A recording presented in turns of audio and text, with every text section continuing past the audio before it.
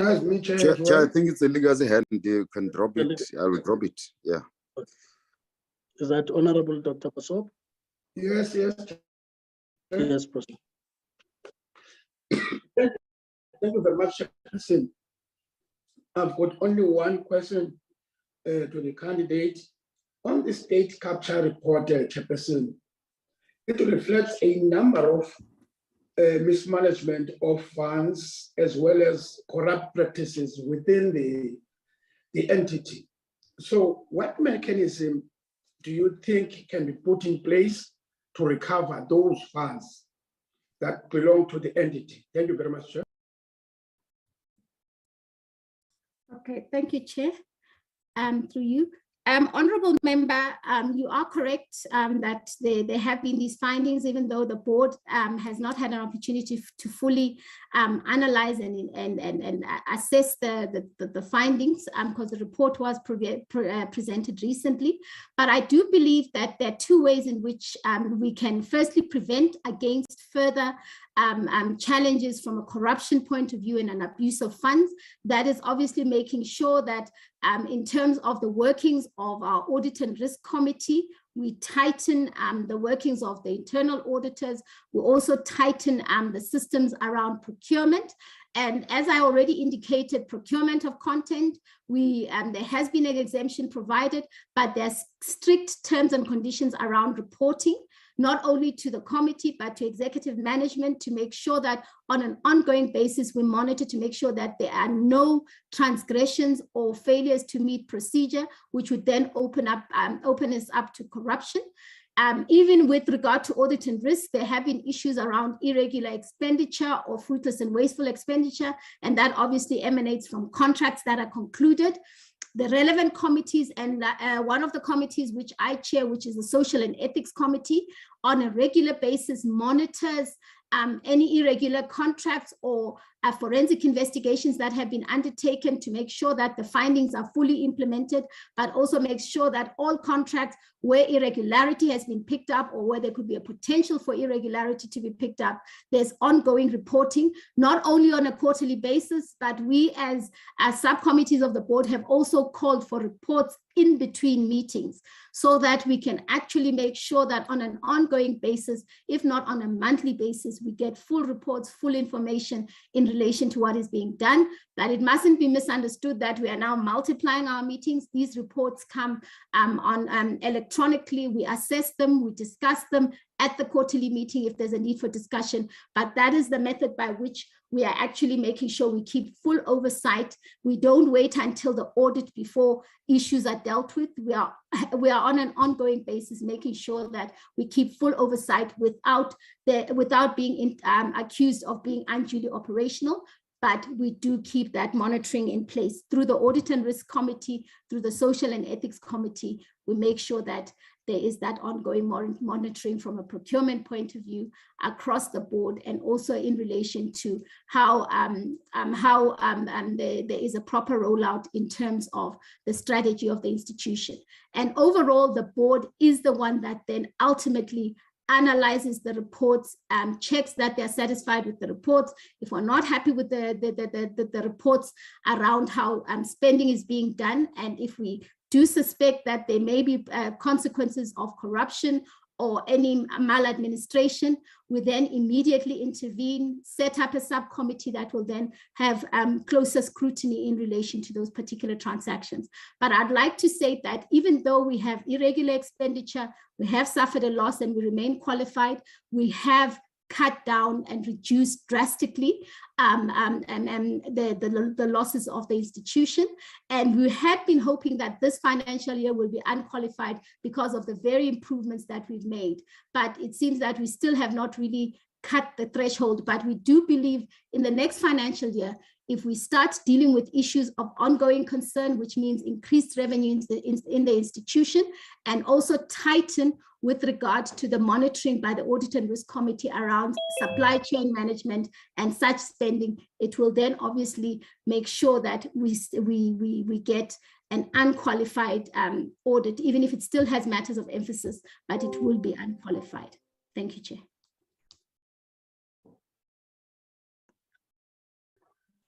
Thank you, Dr. Basop. I just wanted to check if Honorable Machozi is really covered, because she does indicate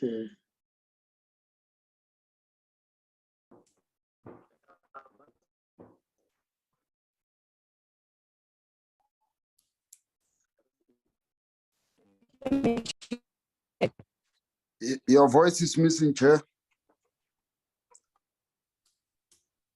Thank you. All I'm saying is that if you look at the chat, Honorable Machozi has placed a question there. I hope you can see that. Given that her gadget is giving her problems, she would want to check what you have contributed in the current SABC board. Then she also speaks to the issue of the salary that exceeds the threshold according to Treasury, and your contributions to make sure that this is managed accordingly.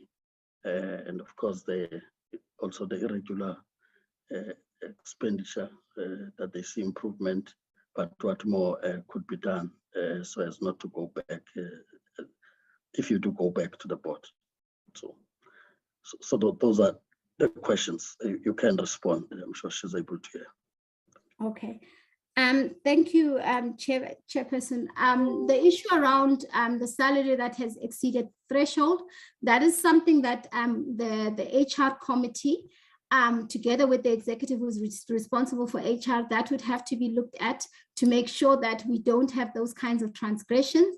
And if consequence management needs to be undertaken, then the consequence management should then be undertaken. And where necessary, if money needs to be paid back, money must be paid back to the institution, because we all know that if a salary is beyond the threshold and it is found that the salary is beyond the threshold, then that particular individual or employee would then have to be expected to then refund the institution in relation to the overpayment that they have received.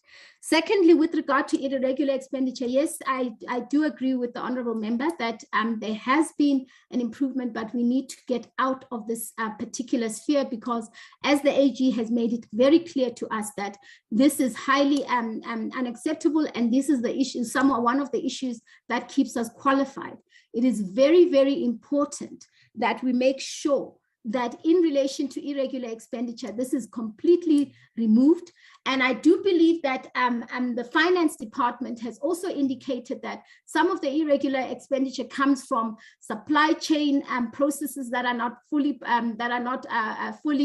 realized or followed properly because they're understaffed. So the critical issue would be to make sure that we capacitate finance, we make sure we capacitate it with skilled people, we capacitate supply chain management, which falls under finance, and we also capacitate it with skilled and relevant people, so that going forward, we have proper monitoring tools, we have people on the job that will do a proper job in relation to monitoring, and that are skilled, so that we don't continue to face the same challenge.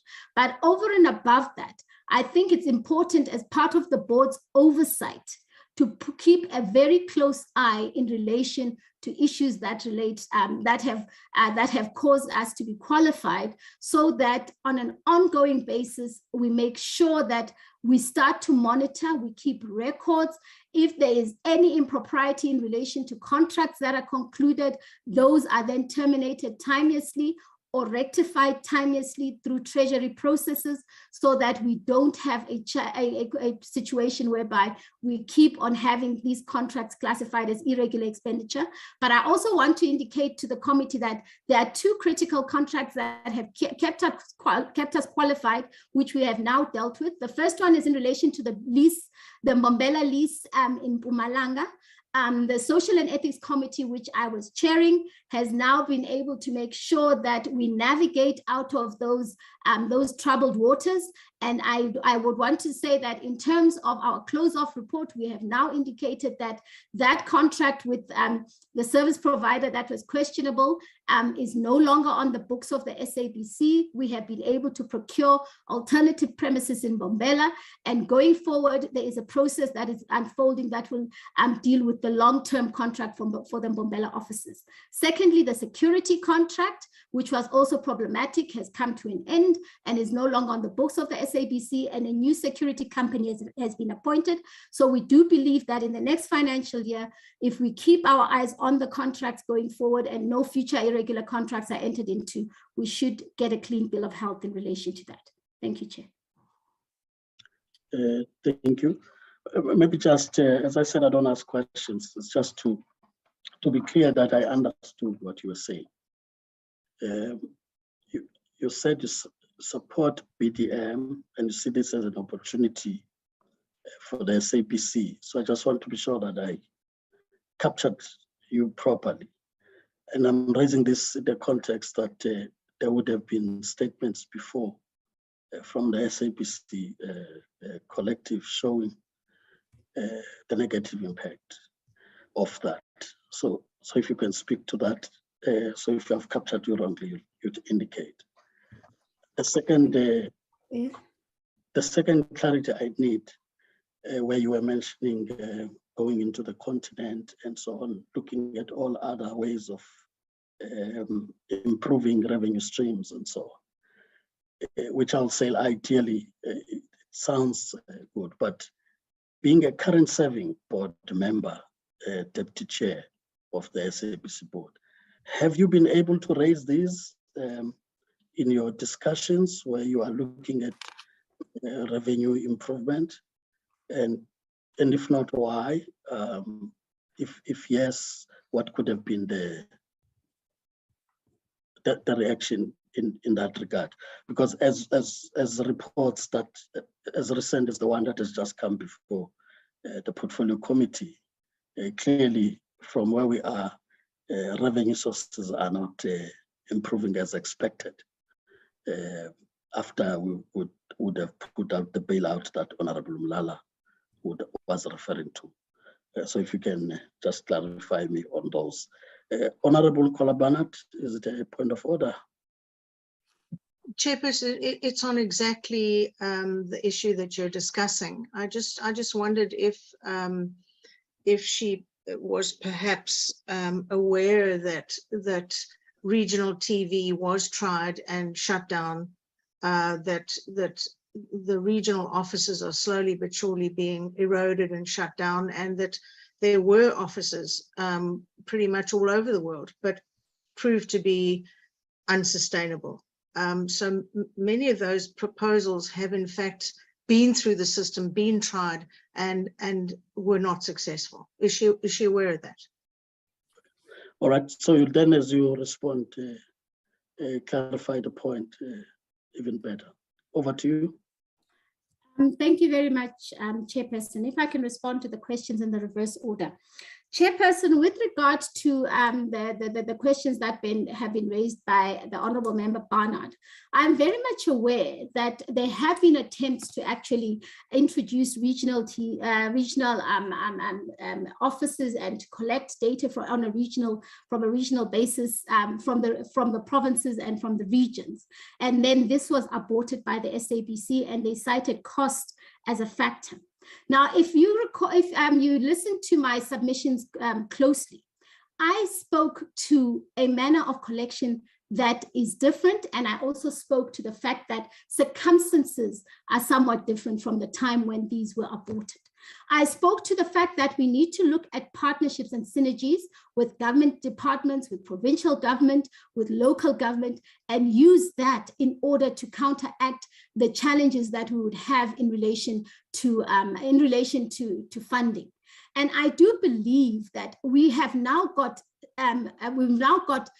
cases or instances where it can be shown that on digital platforms, these particular offerings can be put at a fraction of the price.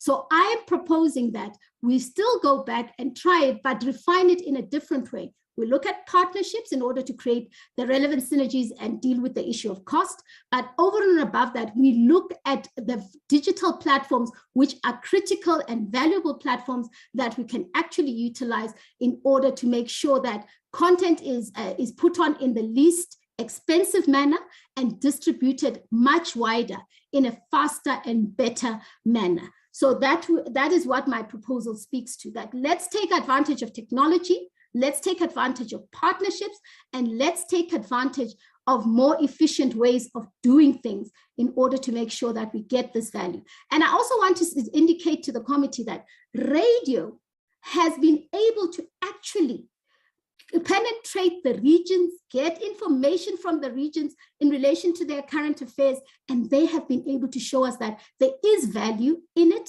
and there is a method by which we can actually make sure we monetize and get value from that.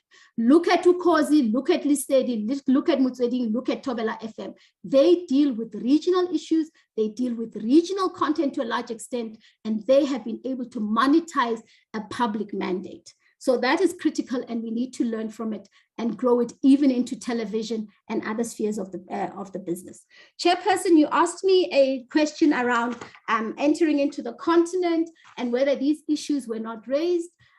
Chair, you will note that obviously we obviously work by consensus, and I did say that the turnaround strategy has been implemented. But we are obviously seeing that even with the implementation of the turnaround strategy, there are still some little glitches here and there in relation to making sure that we increase revenue.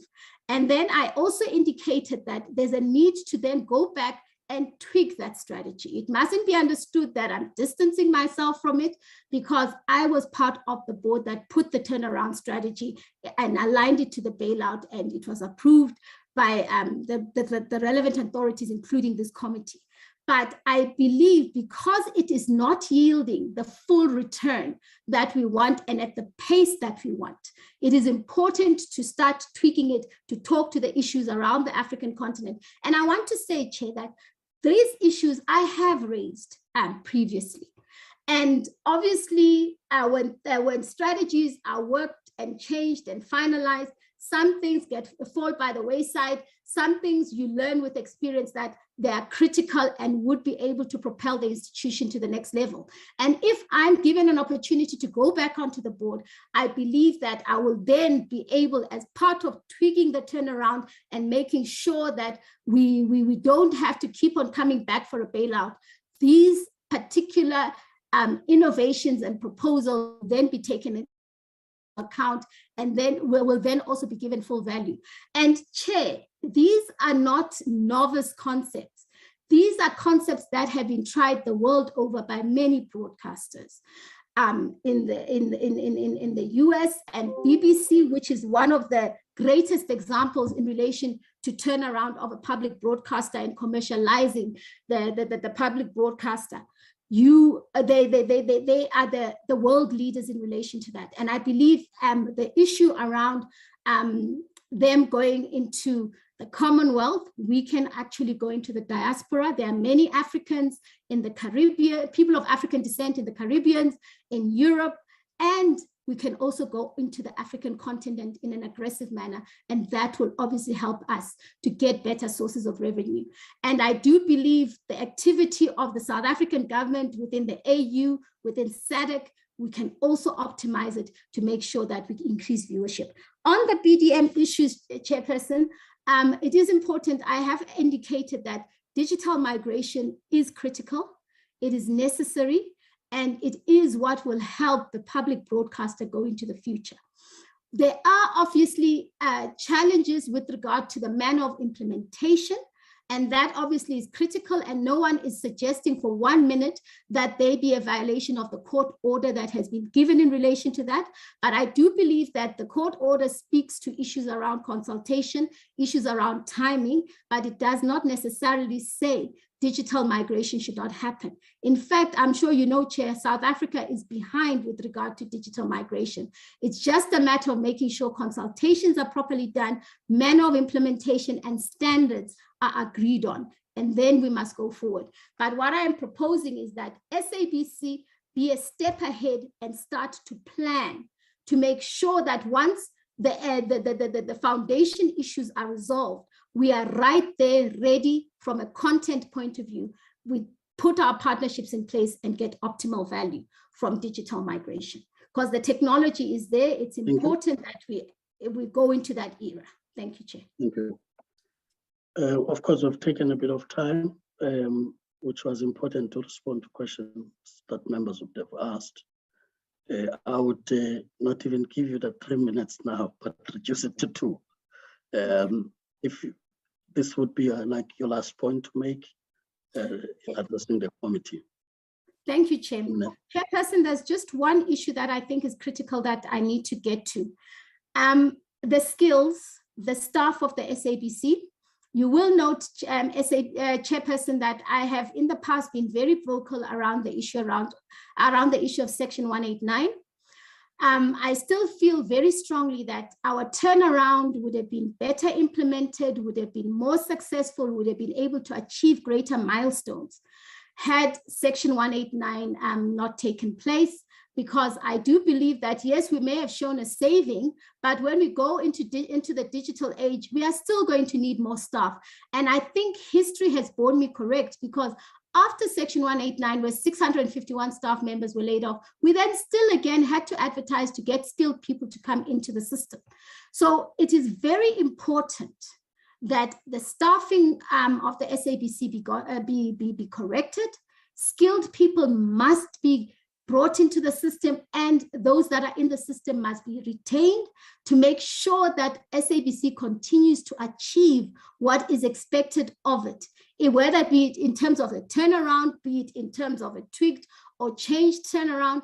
It is quite critical that we get our staffing correct, we get our staff morale up, and we continue to attract specialized skill, and we make sure that the SABC is not only the broadcaster of choice, but is the public broadcaster that it is meant to be.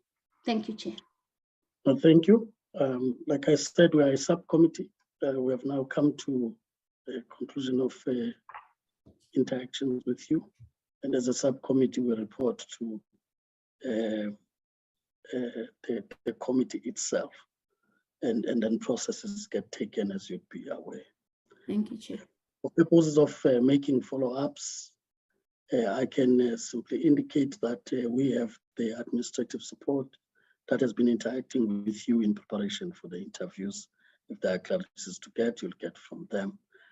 But otherwise, our processes are open to the public. You'll still be able to follow up until a presentation is made to the House for the House consideration.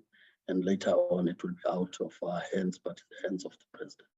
Thank you for making time and sharing experiences with the committee. And I'm sure as we end, we would have learned a few things from what you've raised with us, as well as yourself. Surely you would have learned from questions that the members would have asked as a way of interaction with you. We thank you as the admin will assist us in getting the next candidate. Thank you, Chairperson, and thank you, honorable members, for the opportunity. Thank you.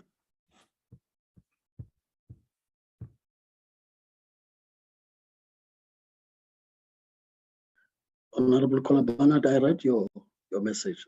I understand you very well. We have the 45 minutes allocated, but you'll understand the questions asked by members that they needed to be responded to, especially because there were issues that have also come up in the process. So, of course, it would be fair to every candidate that comes before us. Neither do we get to a point where we would keep them if they are answering questions differently, like in a short and so on. So it was important that we get all questions responded to. So I've noted what you've put, Honorable Kolabana. As I said, administration helped us to offload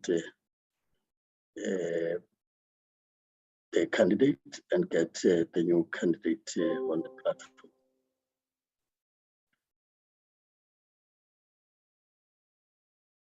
Thank you, Chairperson. The next candidate is Mr. David Maimela. He's on the platform now. Thank you, Chair. Okay. Thank you. Welcome, Mr. Maimela. May we see you? Or is it me? Yes, good morning, Chair and members. Okay. Morning, Mr. Maimela, you are appearing before a subcommittee of the Committee on Communications and Digital Technologies. And the subcommittee reports to that committee in taking processes forward. This subcommittee is constituted proportional to the size of the party as per the elections in 2019. So there's a fair representation in that score. And therefore, the committee itself, as you know. So you are appearing before the subcommittee for an interaction or engagement.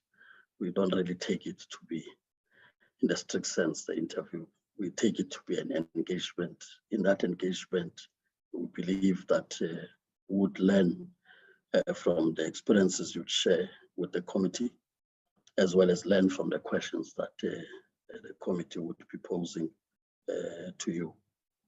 Would, of course, looked at the timing that we have allocated. And I'm sure you've been waiting to come in. It is because of the interactions that you will sometimes either go a bit less in terms of time, depending on the matters at hand, or a little bit more, given the responses also that you'd expect from a candidate. So I really apologize if we didn't get time to get you in.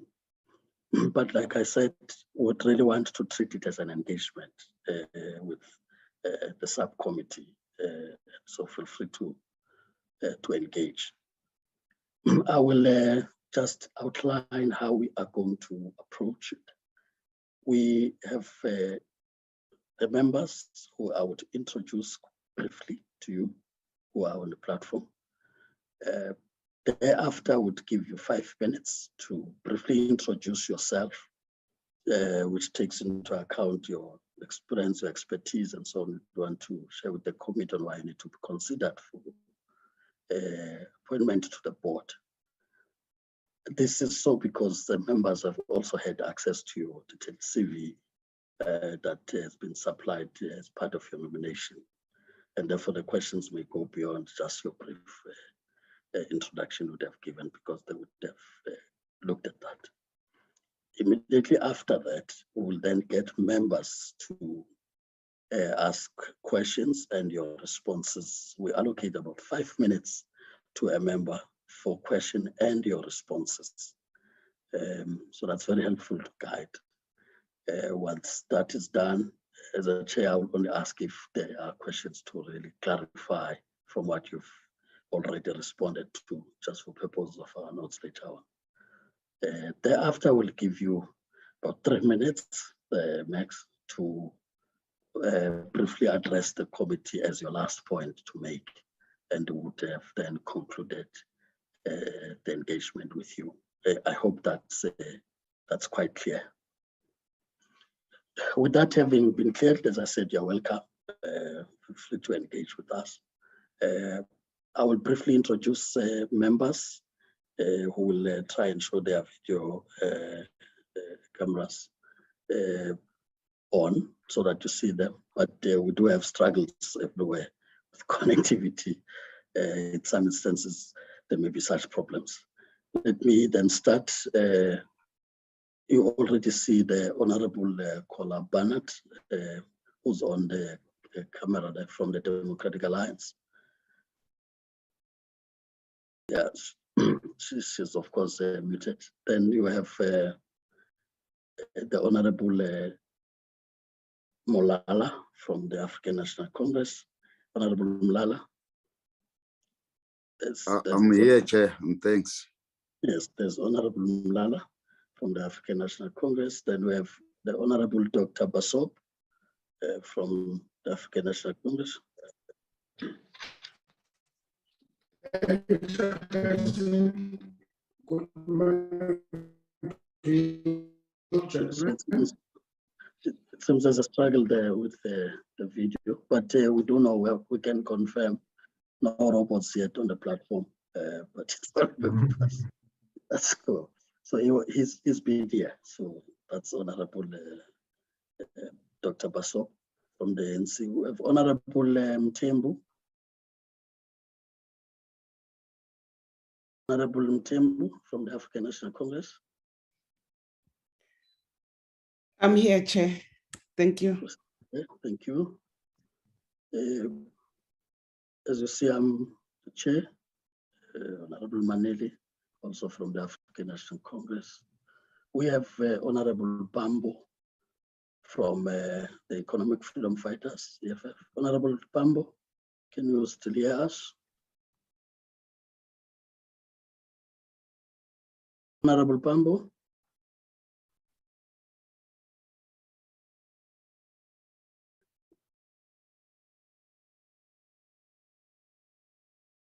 Then just follow up, but he was on the platform as we started.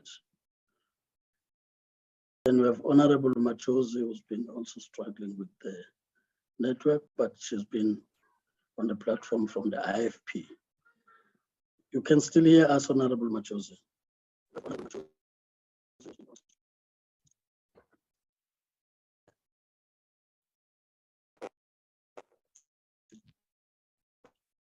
Okay, like we said, there's a bit of struggle there, but you can see on the platform she's there. And how we have been managing it is that if she has got questions and we can't hear, she puts them on the platform. So please do keep an eye on the chat for such questions. So those would be members as I introduced them. We'll give you the 5 minutes to give us a brief introduction. And over to you, Mr. Maimela. Thank you, Chair, and thank you, members, for the opportunity. I must say, Chair, that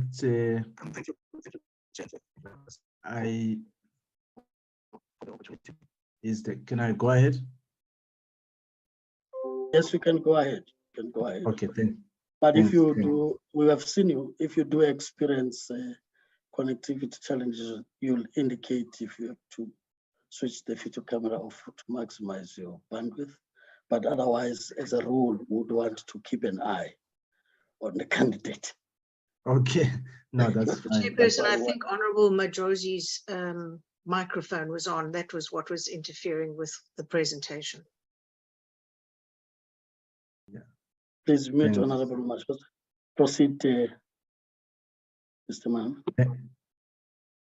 Thanks, Chair, and thanks to members for the opportunity. I really do appreciate it. I must indicate, Chair, that actually this, I always consider it to be the most difficult question in any interview, because I consider myself not so good enough to sell myself. I guess because of the traditions that I come from. But I'm David Maimela. I'm a graduate of the University of Pretoria and the University of Johannesburg. I have studied and specialized in the area of public policy, governance and politics, and I have contributed to a number of public interest institutions, both as a founder as well as a member of some of those institutions. Chief amongst them is the Mapungubwe Institute for Strategic Reflections, in which I had spent 7 years as a political economy researcher there, and have co-published and published a few reports and papers. I have, also had the privilege of working in government. I've also had the privilege of working in the youth sectors, which has given me immense exposure to the youth development terrain. I've also had the pleasure of working as well in a university setup, and in some instances would be acting as a guest lecturer, as well as a visiting lecturer in some instances. I have also worked extensively in the NGO sector, and therefore I have a deep appreciation of public interest issues. And in that space as well, I've made some contribution. I consider myself a very much committed patriot who considers the national development agenda to be crucial for the health, success, and sustainability of our democratic project. And I do believe that a lot of emphasis on development, of which the SABC has an important role to play in advancing our national and regional development. So my interest in policy and research is always on development. Of course, I have gone on to specialize in the foreign policy space, which, of course, as you know, the sources of foreign policy are always domestic in nature, and as such, projecting our developmental aspirations as a country in the region and in the world becomes very, very important. And I think that the SABC plays that important role, both in the region and in the world, taking South Africa to the world and bringing the world to South Africa. So yeah, in a nutshell, I think, Chair, the last part would be that I think in my latter years, I have accumulated a few credits in the governance space. I have formed part and continue to form part of various organizations in which I have got deep commitment and interest in. And as you can see, most of them are developmental in nature, including even those that are in the NGO sector. So yeah, and I think in the last 3.5 years, I've had a very great exposure, learning, but also an opportunity to make a contribution to the stabilization program of the SABC, which was in a particular state when we came in, as you know. So that would be my summary, Chair. Thanks.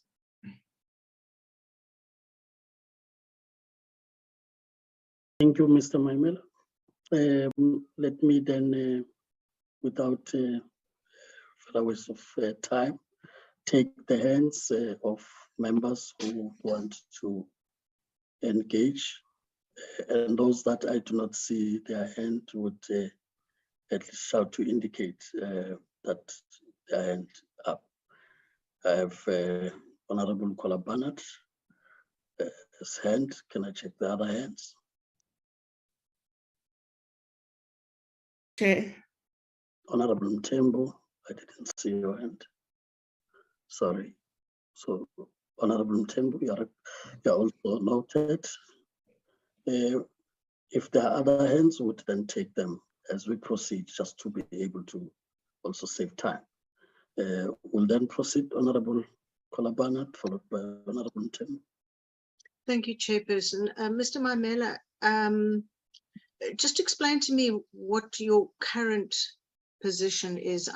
Looking in your CV, the position as Chief of Staff to the MEC for Health obviously was terminated when that came to an end. So I'm not, it doesn't seem to go on to what you're involved with right now. Now, also going through your CV, could you tell me what experience in media programming, news reportage, content, finances, that's what is being looked for to contribute in terms of board members. I don't see that kind of experience on your CV. You know, obviously we're looking for characteristics and expertise that will be brought to the work of the public broadcast and its mandate and its turnaround strategy, certainly. So please fill us in there. I do see a great deal on politics and policy and NGOs and what have you, but I'm looking for expertise relevant to this particular position. And a question I'm going to ask anyone who was involved with the board, did you agree to, were you involved with at all the sacking of the news head, the irregular sacking, it came to play out? So I'm keen to know if you were at all involved in that.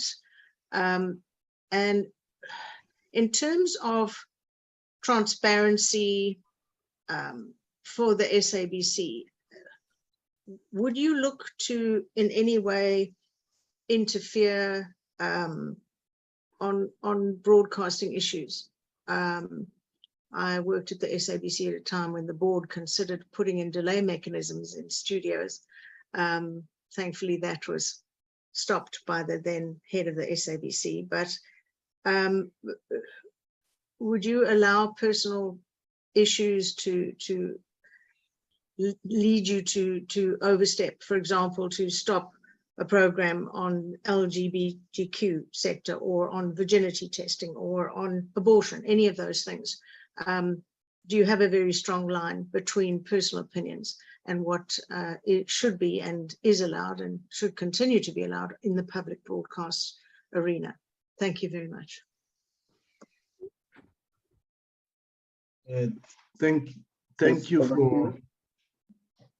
Thank you for the questions, Honorable Member. And if I have not understood or covered some of your questions, I think you will assist me to ensure that I cover everything. In terms of I've already spent 3.5 years as a board member of the SABC and serving in various committees, including, by the way, being a trustee of the SABC medical aid scheme. So I basically have, in the past 3.5 years, had a direct experience in the working with the SABC at the governance, policy, and at a strategic level. So in that regard, there's a lot of work and experience as well as exposure that I have gained. And I think if you either check our board evaluation, which had just been completed recently, and if you check my participation at both committee and board level, you will realize that I'm actually one of the most consistent members who actually read their pack and actually prepare for every meeting and make a contribution that I hope is valuable. And I do think that my understanding of public policy does include this area of broadcasting of media, the role of the media, and the whole principle of or the rights enshrined in our constitution that refers to freedom of expression and the freedom of the media, So I have a clear understanding of what that means in terms of the rights and the law and the governance framework and policies that we require to make sure that we have a successful, thriving, but also development-focused SABC, or rather public broadcaster. Because I think one of the key things that are important that the SABC should actually reclaim and reimagine, it's actually its developmental role, not only in the entertainment or in the arts industry, but it's the role of the, I mean, you would know that the SABC actually propped up the arts industry in the country.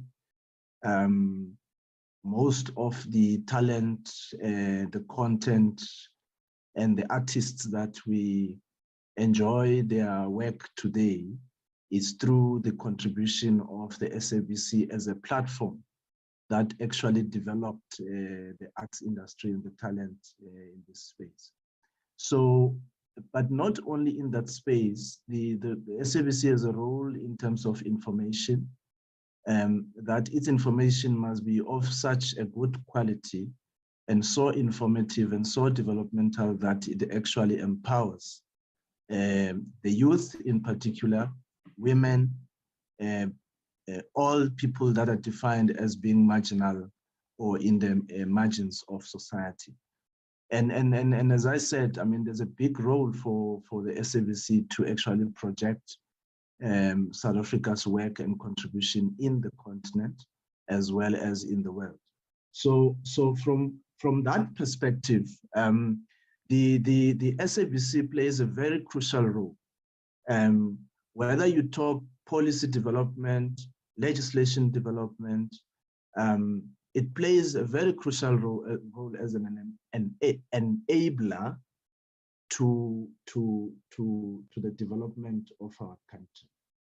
And then, yes, of course, I mean, I've also had a lot of work and exposure in the media, both the public media and private media, in various capacities, as an analyst, but also as a spokesperson. So I understand the media industry and especially the news space very, very well. At the moment, I'm actually, I provide executive support to the Vice Chancellor of the University of South Africa, which is the largest university in the continent, and actually the first university in the world to actually innovate and design distance education as we know it. And next year it will be turning 150 years, which is quite a great milestone for the country and the continent.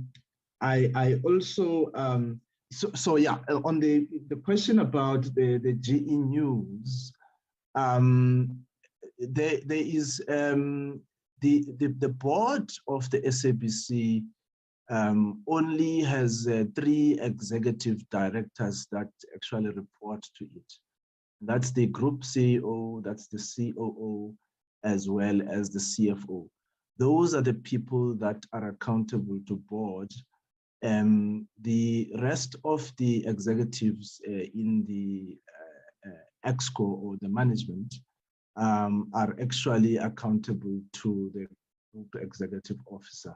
So it's in terms of our governance framework, we do not enter that space, and I think it should remain like that. In fact, if we were to enter in that space, we would be violating all sorts of instruments and restrictions that are put on us.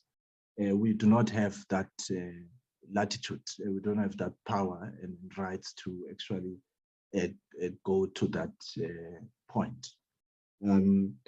So, and in terms of transparency, personally, no, I don't. I mean, you will see this I continue to give political analysis, and I write publicly my comments. Despite my background and tradition and involvement, in structures political, I still give my view right straight from the president down to a local councillor. My views are very clear. I hold my own views, and I do not, in any case, consider the fact that I was once a very consistent churchgoer, and then I must now bring my religious views onto public matters which should remain secular. So I think I've acquitted myself very well in that regard. I don't think I need to belabor the point. If there's any point that I've ignored or forgotten, please assist me. No, thank you, Mr. Maimela. I think you've covered the ground. I will now get to Honorable Mthembu. Honorable Mthembu. Thank you very much, Honorable Chair. Good morning, Mr. Maimela. Morning, Honorable Member. Mr. Maimela, I just want to know that if you happen to be part of the SABC board again, what will be your turnaround strategy that will sustain this institution in terms of finances? Thank you, Chair.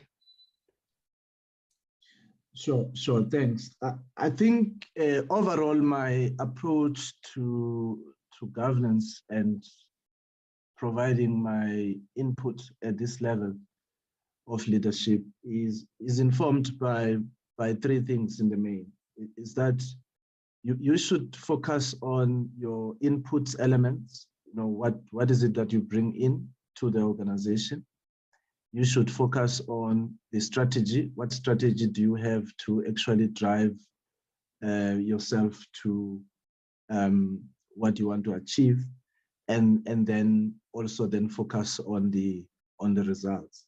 I think for me, that's the framework that I work in. What I've noticed is that in my 3.5 years serving in the board is that the SABC can do all sorts of things, like, for instance, the household levy or the TV license, or bring in focus on advertising and all the strategies that have been in place at the moment, including sports rights and so on.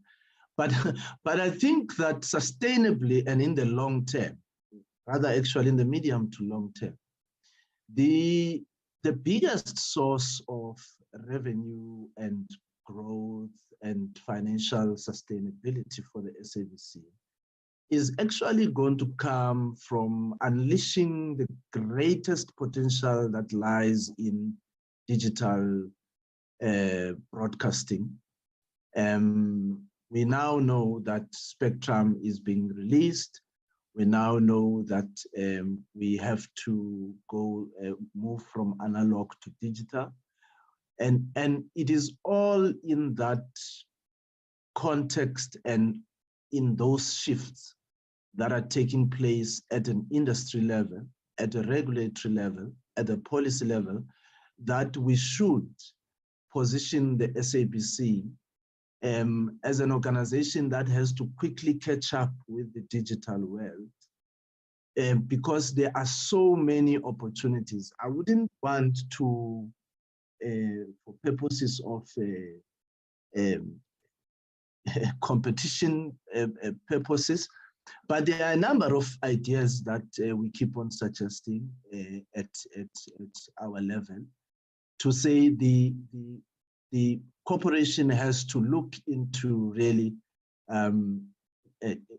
turning around the organization, moving away from old archaic modes of delivery, because you've got to be audience focused, you've got to be client focused, because the old model of broadcasting, where the centerpiece is actually the broadcaster, has actually faded away. We now actually follow the client, we follow the audience, because of advantages of mobility and smart technology. So you've got to even rethink the manner in which you actually produce content. Because, I mean, for instance, with the introduction of TikTok, as one of the online digital inventions, you can see how, for instance, the audience itself actually creates content, drives content, influences narratives, and tells stories, and they tell stories by themselves. Similarly, even within the news division or side of things, the stories, some of the big stories actually break on Twitter, on Facebook, and so on. So the entire world has actually shifted. And in fact, the longer we actually delay or take to move the SABC fully to a digital terrain or a digital format, we are actually doing a disservice, more so for actually purposes of revenue, because there are so many opportunities of generating revenue outside the traditional streams if we actually go digital and actually unleash, you know, the greatest potential that lies in that space. So that would be my emphasis, and actually that's why I actually remained a member of the digital committee for the past 3.5 years.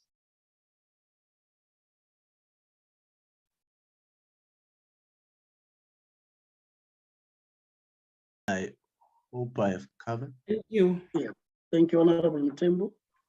And now we invite the Honorable Dr. Paso Uzendoza. Thank you, Honorable Chairperson. You will bear with me. I do have connection problems in case I repeat the questions that have been asked. I've got only 2 questions directed to the gentleman. The first one, Mhlekazi, what is your interest in this organization? Why do you want to be a board member within the SABC? Then the second one, in the findings of the state capture report, there's a lot of mismanagement of funds as well as corrupt practices that are reflected in the report within this entity. Now, what mechanism do you think could be put in place to avoid such occurrences in future? And then secondly, how would you ensure that the monies that have been squandered are being recovered by the SABC in your capacity as a board member? Thank you, Chair. Yes, thanks, honorable member. I think my interest, as I've said, is to make a contribution. I consider myself a patriot first and foremost. I identify myself as a South African first before I identify myself in terms of my clan or the language I speak and so on. So I consider myself a Republican, a Democrat, in that sense, not Republican in the political sense in the US, of course. But I'm saying I owe my allegiance to the Republic and the Constitution. I'm a patriot. I have always been passionate about development, and I see the SABC as an institution that facilitates development across industries and across spheres of society. And my interest really is to assist the SABC to achieve that development impact, that facilitation of development, because it's got that public mandate from a legislative and a policy point of view. So my interest really is to form part of a collective or a team that will actually take the SABC from, because what we've done in the past 3 years, we have tried to stabilize the organization. So we are actually done with stabilizing it. Whether you look at governance, human resource, we had runaway costs there, and then we had many other elements that required stabilizing, such as the reputation, cost containment, and a number of other elements.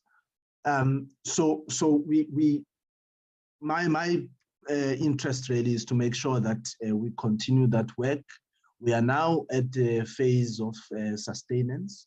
We have entered the sustenance phase, and we are hoping that very soon we should be able to achieve other goals. Now, in relation to state capture, no, I think it's clear. I think the message is very clear, and we've been, as board, we've been supporting the pursuits of the SIU. We have seen the SIU working on recoveries in that space. We have also supported court challenges that actually seek to make us recover certain funds. We have also pursued some of the former colleagues that have been found to have improperly benefited from the organization.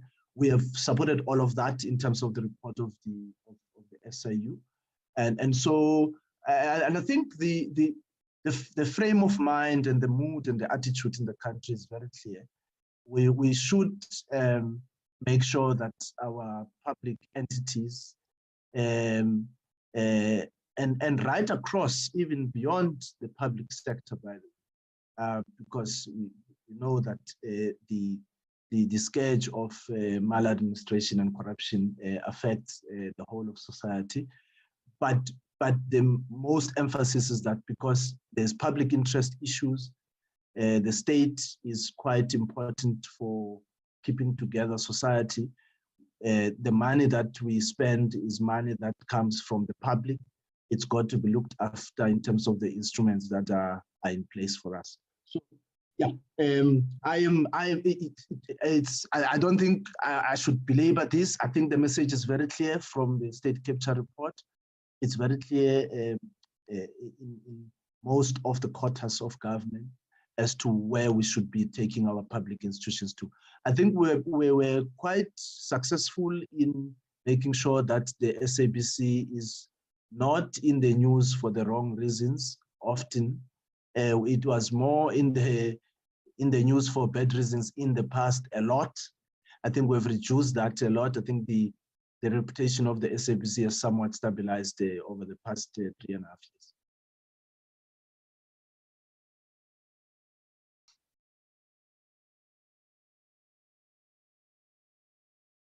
Thank you, Honorable Dr. Bastop.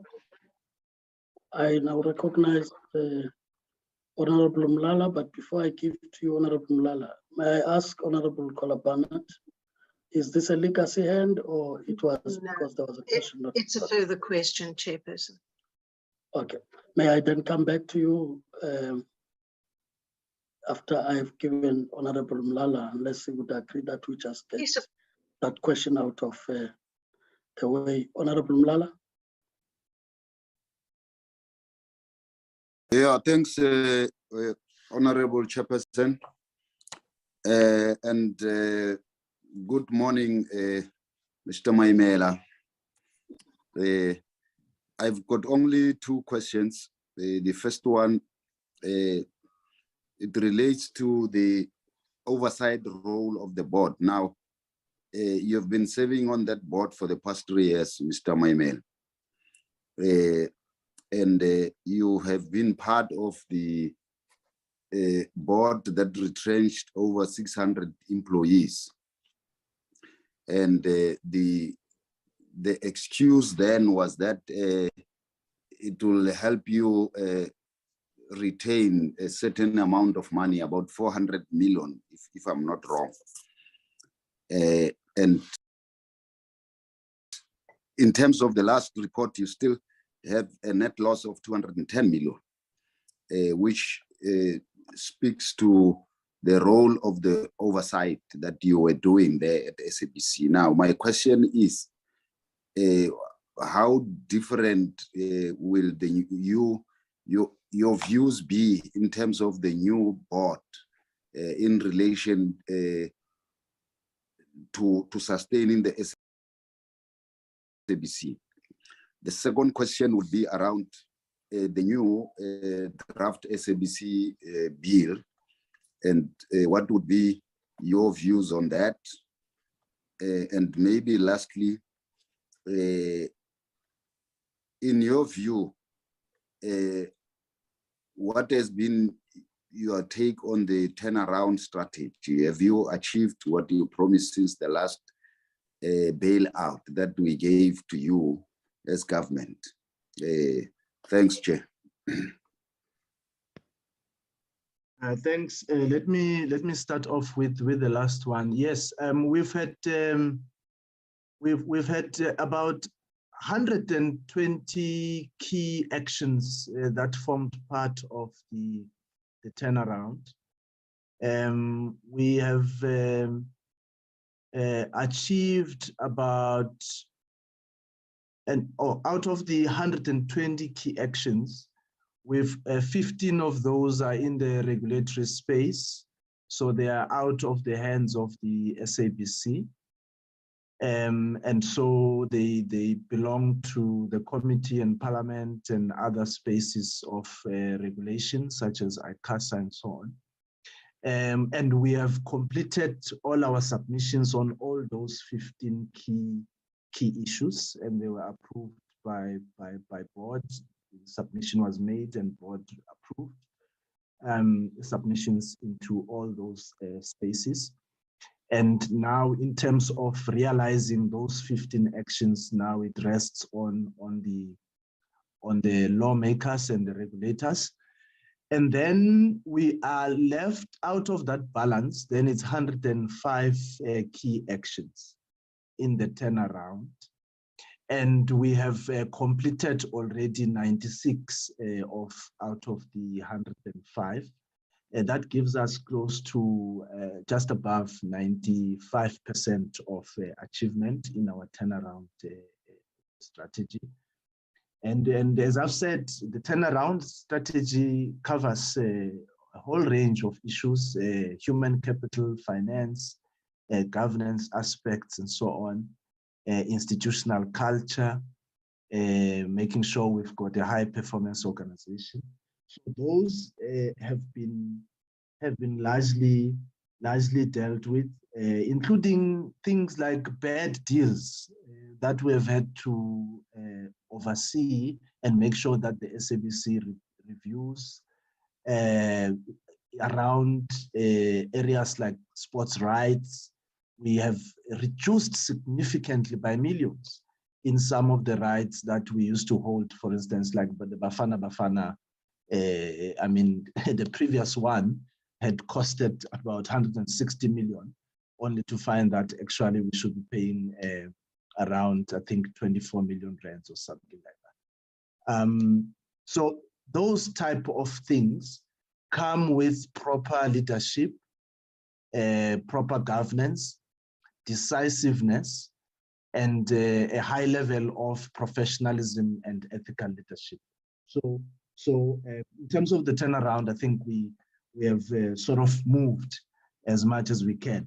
And I think that, as you know, before we could get the bailout, we actually managed to meet the conditions that were set by the National Treasury, because otherwise we wouldn't get the bailout. And the thinking in the board, the previous board that we're still in office, but I hope you understand what I'm saying. The thinking in the previous board has always been that the SABC should not go back to National Treasury and ask for another bailout again. This should be the last bailout, and we should focus on increasing revenue, growing the organization, and making sure that we diversify our sources of revenue. So revenue continues to be the biggest thing. And as I've said earlier on in my answer to the second honorable member who asked the question, the revenue thing in the SABC, we have to be honest about it. It's a structural question. And you know, the SABC is not agile enough. It's not agile enough to compete with its peers in the market. It requires those particular structural changes to actually occur. From, I mean, for instance, for the longest time, we've been cheated on this, and we submitted our submission to the Competition Commission as well as ICASA.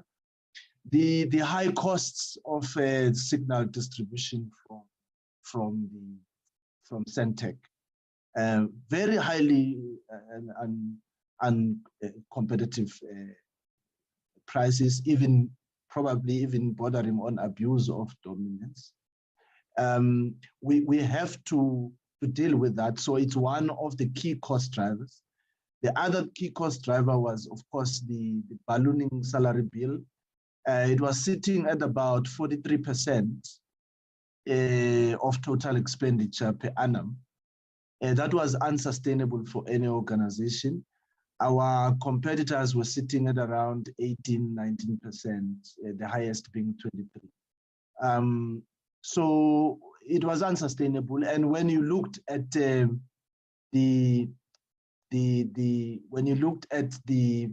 some of the positions, they lended themselves to redundancy, duplication, a very cumbersome structure with many layers of management.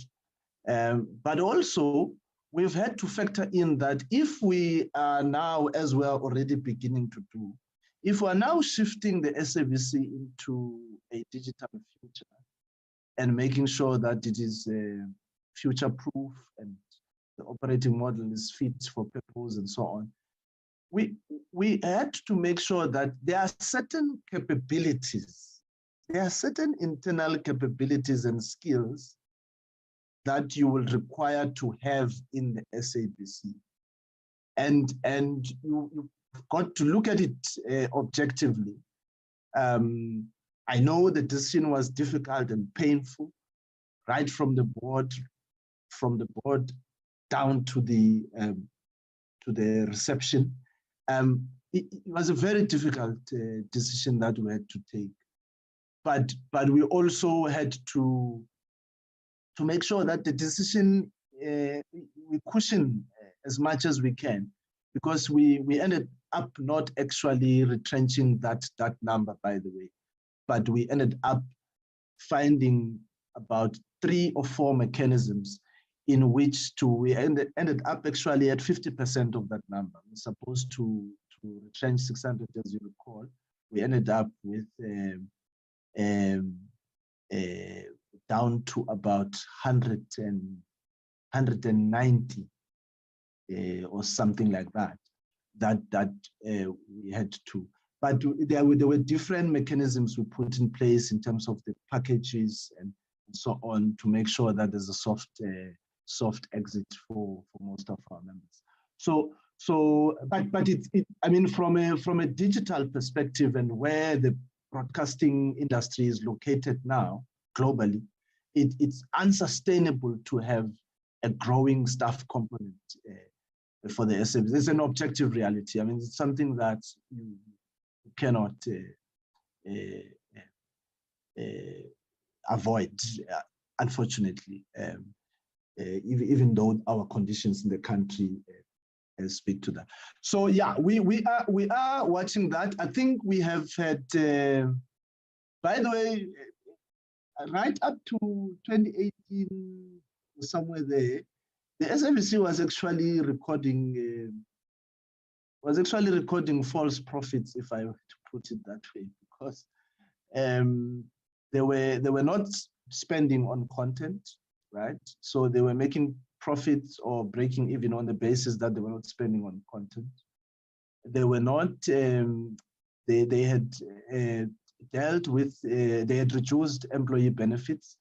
They had done other cost cutting or cost containment type of strategies that actually held back the organization in a great deal.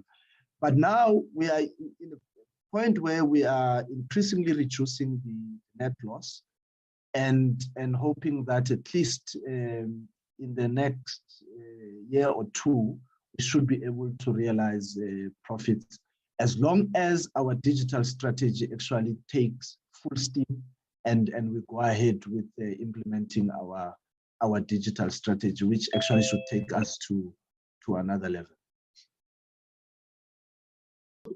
Thank you, Honorable Lala. I'm back on you, Honorable Kolabana. Thank you, Chair. Thank you very much. Yeah, Mr. Maimel, if you'll accept, I'm told many things by many people.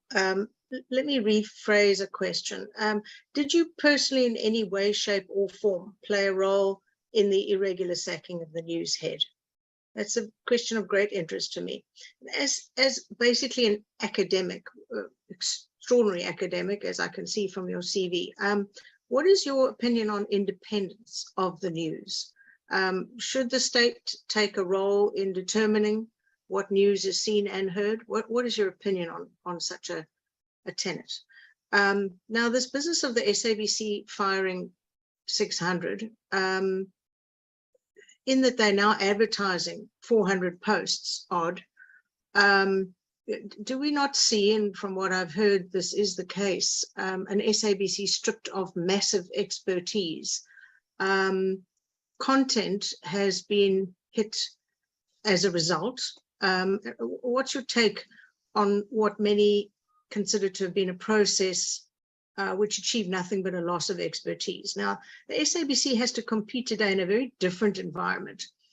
So what are your thoughts on this firing of intense expertise? And then the subsequent scrapping of in-depth programs such as special assignment. That's caused a huge outcry.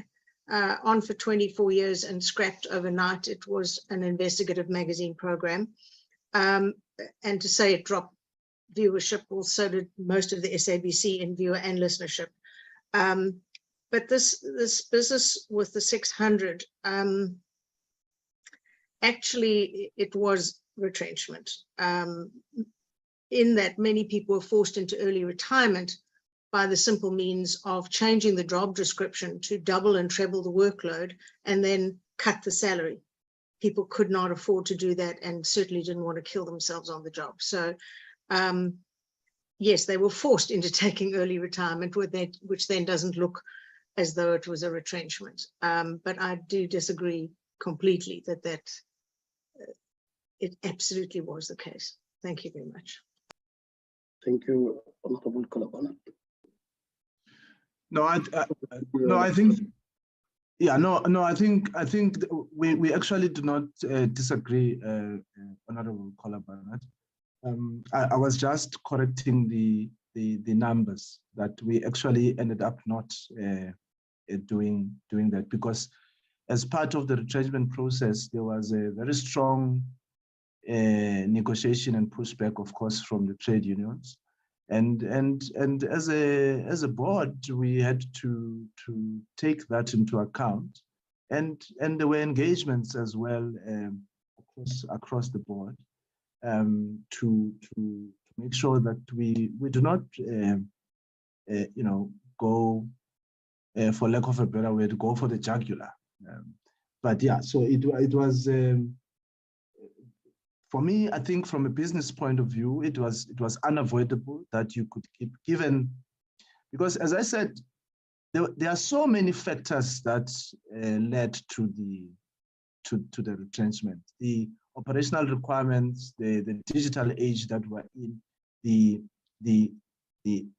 increasingly bloated structure and salary bill, the many layers of management that were there, and et cetera, et cetera. So there were just too many. So as part, so the retrenchments were part of a bigger scheme of things of restructuring the organization. Because if you just isolate it and think that it was the big thing in the restructuring and trying to make sure that there's appointments are proper, people are appointed appropriately, that this is actually a job that we require and the skills that we require and all of that. So that kind of exercise had to be done. And so from a reasoning point of view, I still believe that we took a proper decision based on rational choices and rational reasons. And of course, as I said, it was a painful and a difficult decision. But unfortunately, when you're in leadership, you are not there only to make happy Christmas decisions alone, only.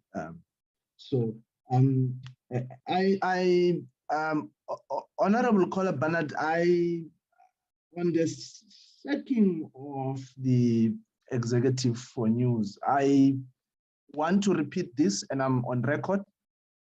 I have not been involved, speaking for myself, and the board, when the matter came to us, it served only as information sharing, which is what often happens. By the way, let me just give you an experience of what I thought was quite interesting. There was this story that actually came out in the media, if you remember, the non-renewal of the contract of Robert Marawa, who was actually running for that slot in the whole country, was actually running a very successful show. And I think that slot now is actually performing rather not so well. Since his departure. Highly popular show, highly popular anchor, very good quality content, a well-researched and prepared show. And even with that, when there was a public outcry and all of that, we all had to understand as the board that it's not the domain of the board. Yeah, I mean, we raised it in the board. It became a discussion. It was a debate. We raised it in the board to say, but this show appears to be successful. Why are we not renewing this thing and all of that? Then management gave their own operational and financial reasons how the show was structured and all of that. They explained themselves. It didn't feel well, but there's nothing we could do. It's not our decision. It's not our space. There's nothing we could do. So I'm trying to bring this. But to the extent, so here is the link, and this was my argument even in the board, that to the extent that your operational decisions as EXCO actually affect our bottom line, then you will have to be in trouble with us. And even now, I still do think that we will probably have to look into that, because you go to any record across the country, whether in the private stations or the public stations, there was no better performing slot than that one. So it's possible that there could have been other reasons, but it's not the place of the board to do such things unless then there's a formal inquiry into something. We do not, you know, if we have an Amweba, I normally refer to it as an Amweba. If we have an Amweba type of governance framework or leadership where there's no shape, where when people try to push the boundaries get pushed, then we have a problem. You know, we have a very serious problem. And so I speak for myself. I definitely was not involved in the sacking. I actually hear from you for the first time that it was an irregular sacking. In terms of the information shared with the board, there was a breach, a very serious breach, gross thing that happened. And it had to do with what do you call this, a court order, which I think Ms. Honorable Kola Barnard would agree with me that we are a constitutional democracy governed by the rule of law, that when a court order is issued, it must be respected by all. That's what we signed up for in 1994. And the management felt that, no, indeed, this was gross misconduct. And they instituted the process that they instituted, and it came out with those outcomes. And it was concluded in the way that it was concluded. Now, it does not matter who, even actually at board level, if any of us were to ignore a court order, Parliament will have to summon us the following day so that we account. And if we all have to be fired on the spot, then we'll have to be fired. There's no two ways about it. You violate a court order, there should be consequences. And I think the culture of consequence management at the SABC had long been abandoned. And I think it has to return. And I think it has returned last. No, thank you. If I may just check if there's any member I would have left so as to get back to the summary now and allow the candidates to also address us as the committee. Honorable Kola Barnard, is that legacy end or what it is? Or is that question? Apologies, no, Chair, it's just one for clarity. I had asked of his opinion, and that it seems the board was very involved in the negotiations with the retrenching of the 600. I asked for his opinion on the fact that the SABC is now advertising for 400 new staff members, having just scrapped the 600. And just for a point of information, Mr. Maimela doesn't seem to perhaps know that that issue went to the CCMA, and the former head of news was 100% exonerated. Thank you, Chair. Okay, well, you'll deal with that as you deal with this other question. Maybe just to be clear on what you are raising about the legislative side, which Honorable Mlala also asked on your views on that. Is it your view then that for the areas, which is the 15% you referred to, which needs attention by regulatory bodies, whether Parliament or CASA or any of those, is it your submission then that it doesn't matter which board, whether it is the one before you or yourselves or anyone that's coming, that if those matters are not addressed, we may still experience similar problems because it affects, if I were to use your words, the agility of the SABC to respond to the market in the same way the competitors would do, right? So I want, as you respond to those specific questions, but come back to this point. Like I said, we also take lessons from engagements with the candidates and begin to work better as we go forward. So if you can speak to those quickly. Yes, thank you, Chair and Honorable Maneli. I think that the principle remains the same.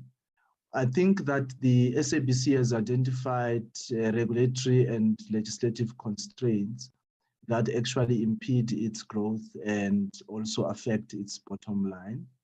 And these have been there for years. For instance, I mean, you take the mass carry principle, and it's now addressed in the white paper.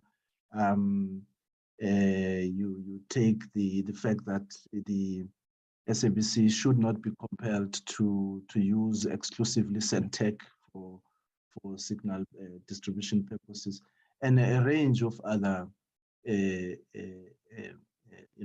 type of instruments and interventions, including the household levy, which I think in the meantime could be necessary in the short to medium term.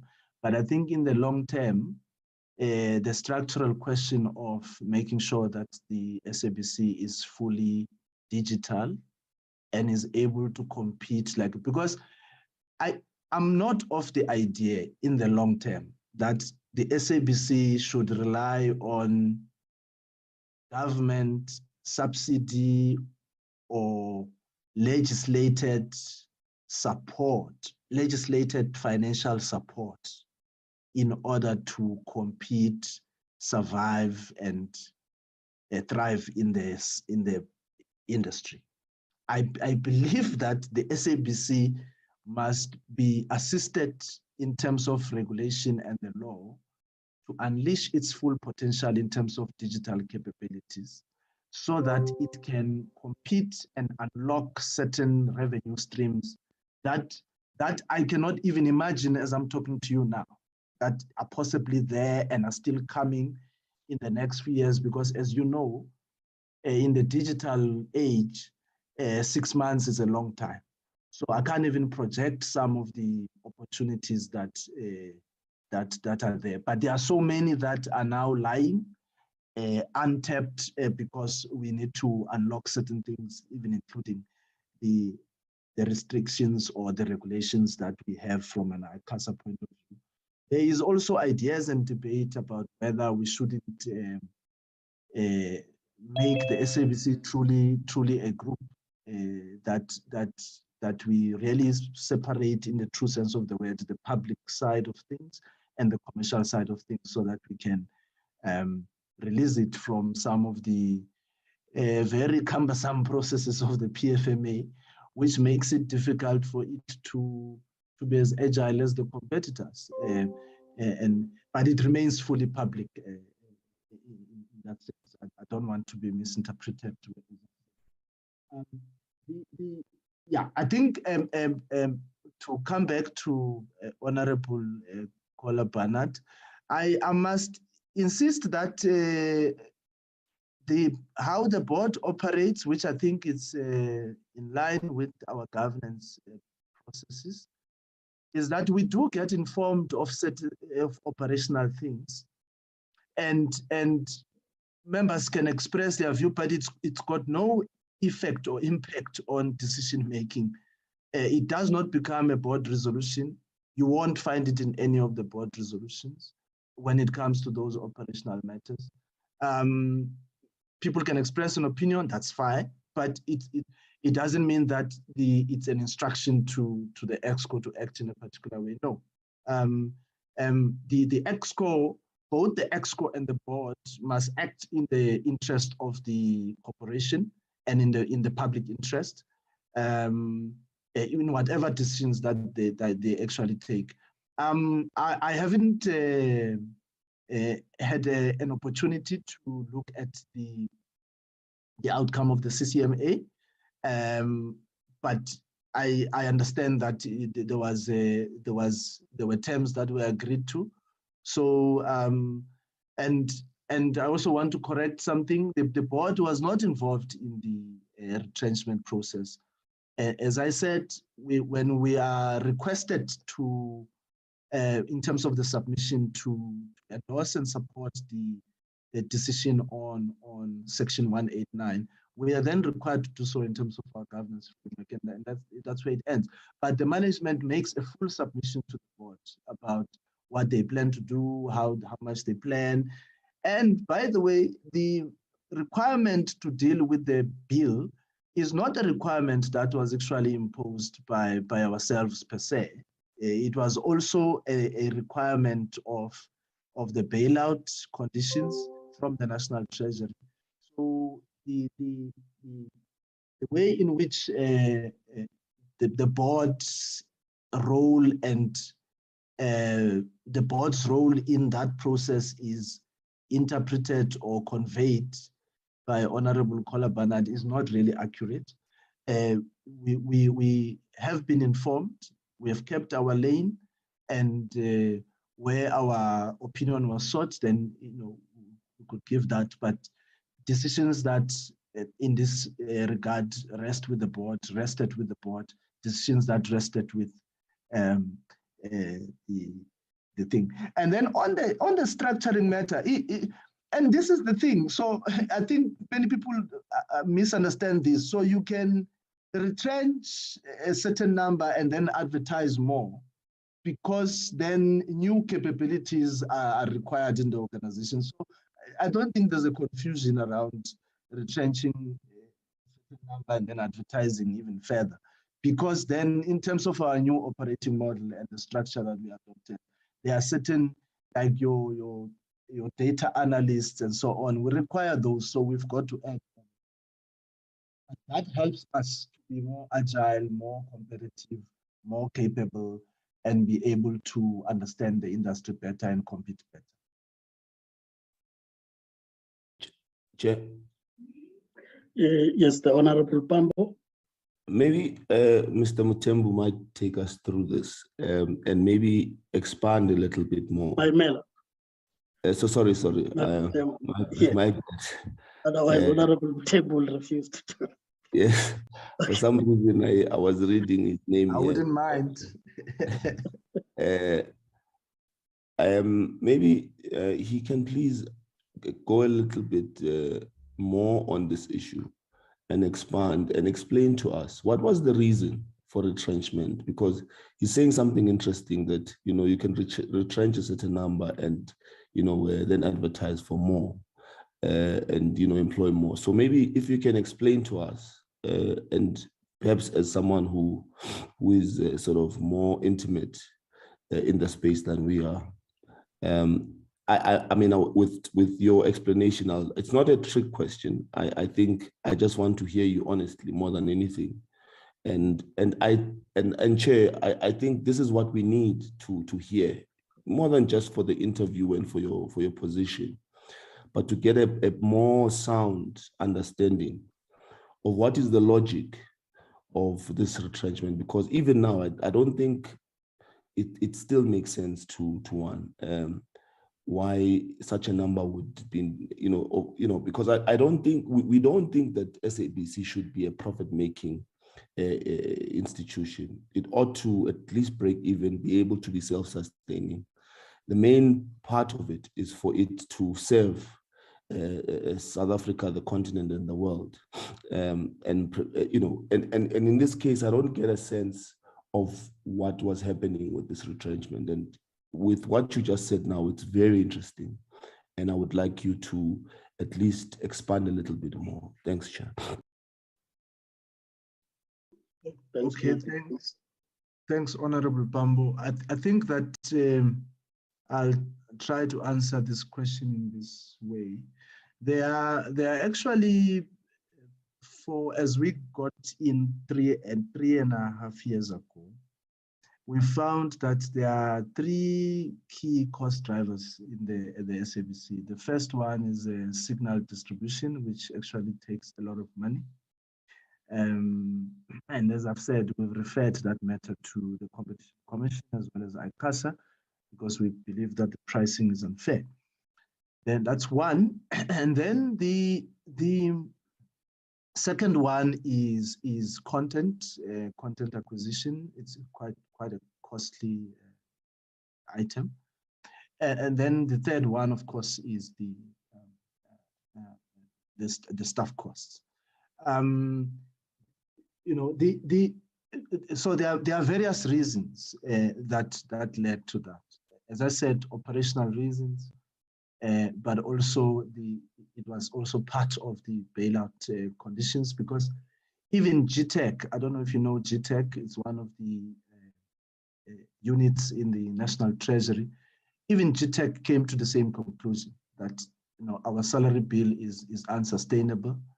We need to look into it. So management undertook a very comprehensive exercise to look at the structure, the operational model, look at the actual warm bodies, what they do, all of that, and made an assessment, and then came back with this conclusion that they came to, and yeah, so that's what really motivated. So it was more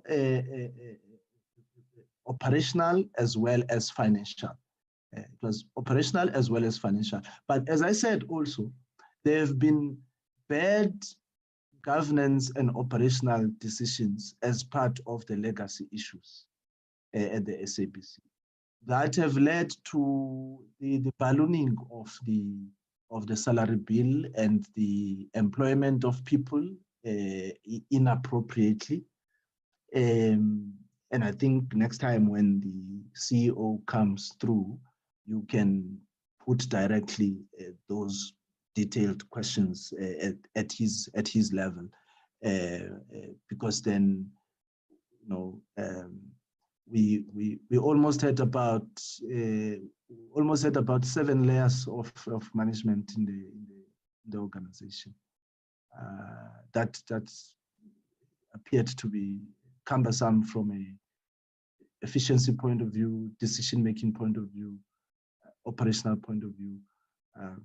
So those were, so it's not only one single reason, but it's multiple reasons, but they are grouped into 2 categories, being financial and operational. But yes, that's true. And I was trying to clarify this. It was raised in the media as well. I was reading and say, but it does not mean that when you retrench a certain number, that you cannot advertise either an equal, less, or even more, because then you speak to your operational needs and you articulate the structure and the human capital needs that you want. So that's my understanding at my level, but I think the rest of the detail would be with the ExCom. Thanks. I hope that helps. Thank you. I think it does.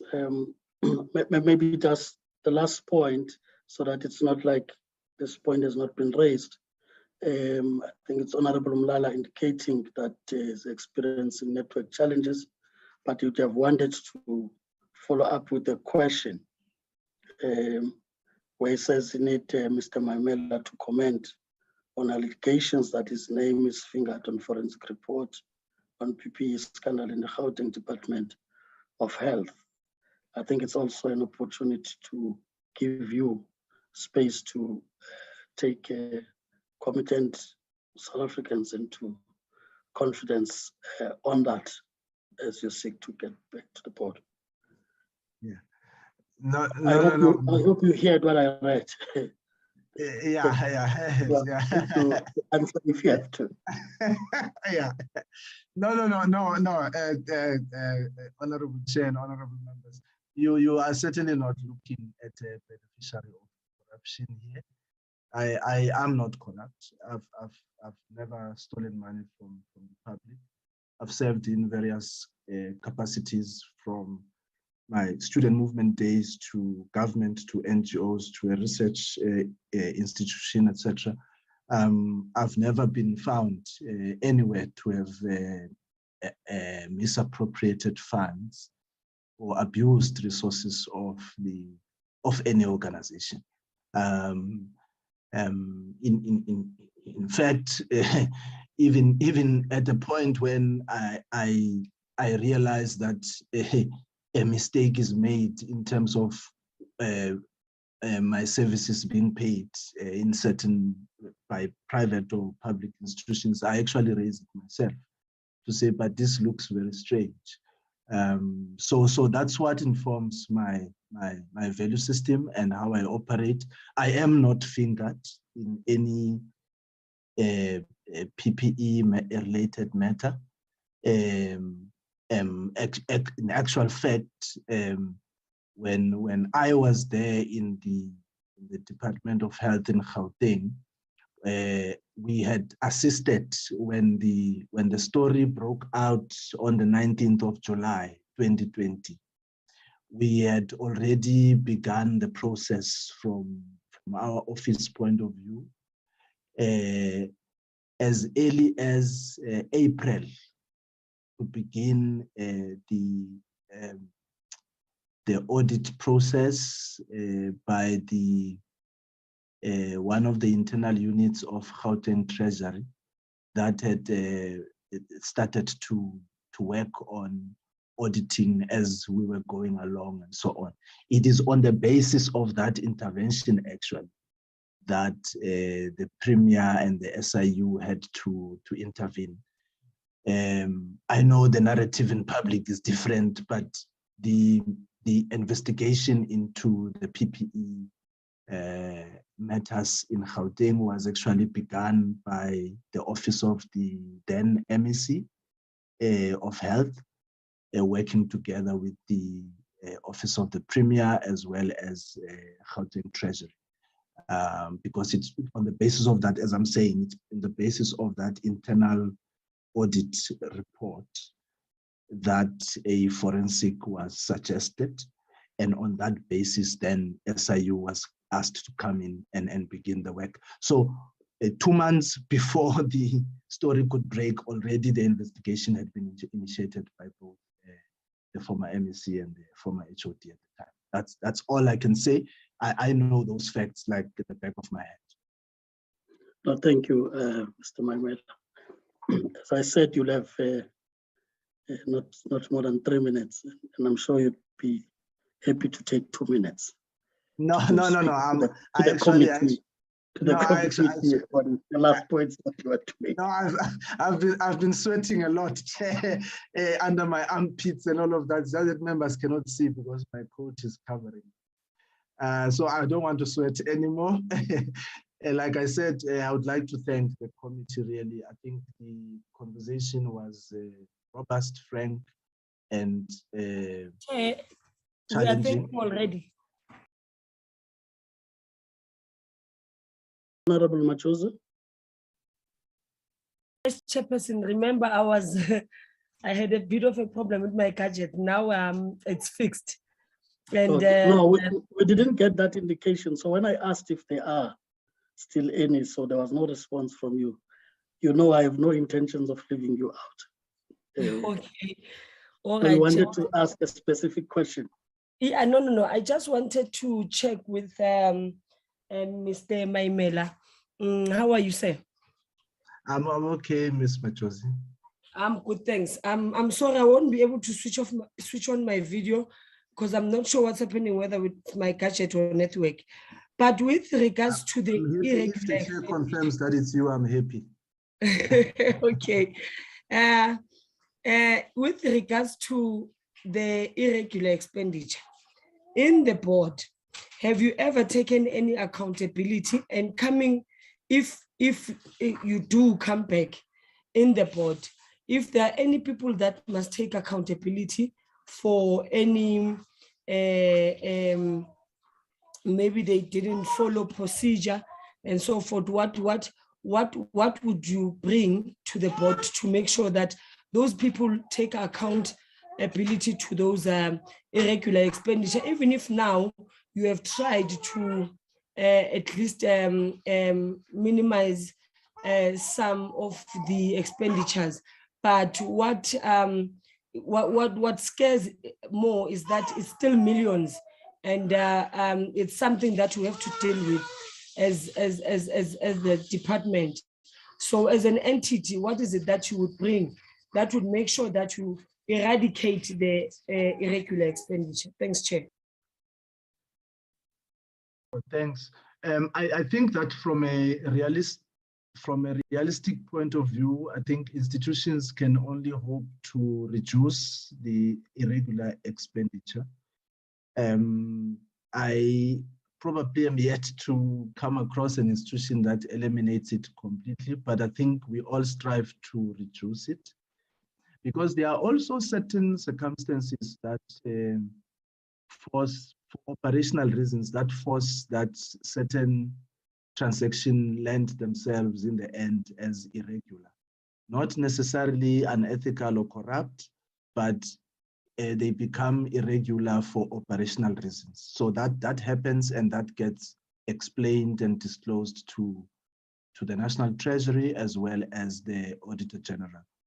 So I think to the extent that governance I mean, in terms of governance, our obligations as directors is very, very clear. We've got to, in our financial statements, declare, firstly, we have an obligation to declare irregular expenditure on an annual basis and provide the reasons thereto. And to the extent that some of the irregular expenditure lends itself to criminal conduct, that then gets investigated and gets referred to the relevant authorities in the public sector. And therefore that takes its own life. In terms of our audit plan and risk management and all of that, we do respond to acts of irregular expenditure. I think management does that. It's the role of management to make sure that there's consequence management. We, as a board, we have realized in the past 3.5 years that the EXCO does not hesitate to take decisions on consequence management, and they do report to the board in terms of the audit remedial action plan, where they have taken action on each item of irregular expenditure, where they require either to discipline an employee or coach them or make particular interventions, improve their performance and then support them. So there are different ways of dealing with the conduct depending on the nature of the irregular expenditure. And as I said, the extreme end of it is actually where there's a criminal element to it, and that gets dealt with differently. And then the rest of the others in terms of consequence management are dealt with in line with the code of conduct, and that becomes that gets into the realm of the EXCO. Yeah, I think that's my response to that, and I hope we reduce irregular expenditure going forward. Thanks. Thank you, Honorable Machozi. You were just completing your... Yeah, no, I don't. Yeah, Chair, I don't have. No, I really don't have much. No, I will not invite other questions there. You can continue. No, Yeah. I don't have much. I don't have much to say, Chair, except to say thank you very much. The conversation was real, was robust, was frank, and I hope that I tried to answer as many of your questions as possible. I'd like to really thank you for the opportunity and wish you well with your work going forward. Thank you. No, thank you, Mr. Maimela.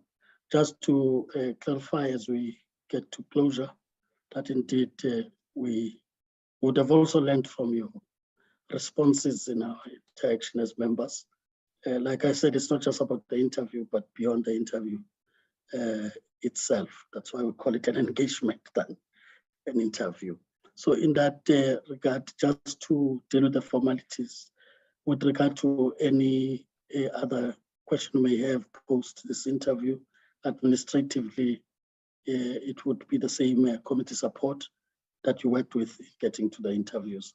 So we limit it to that level. As it relates to the decision-making process, which you'll be aware of, is that all these meetings, whether it's interviews or the actual meeting of the committee to accept recommendations and sending them to the House, and the final decision being made on appointment, are all open to the public. You'll be able to follow through on what is happening. So we really thank you for making time to engage with the committee. As you get off the platform, would be asking committee support to get the other candidate on board. Thank you. Thank you. Thank you so much. Thanks. Thank you.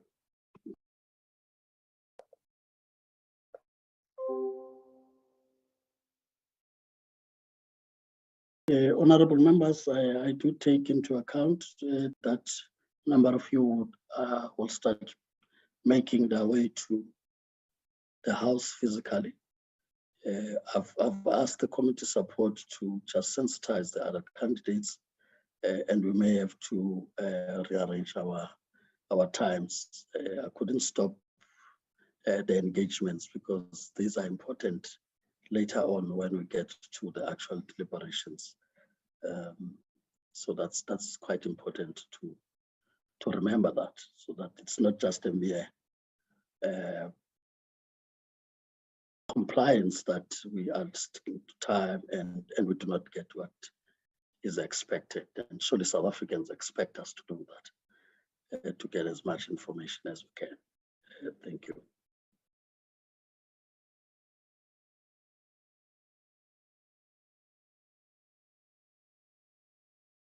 Can we get the other? Sure.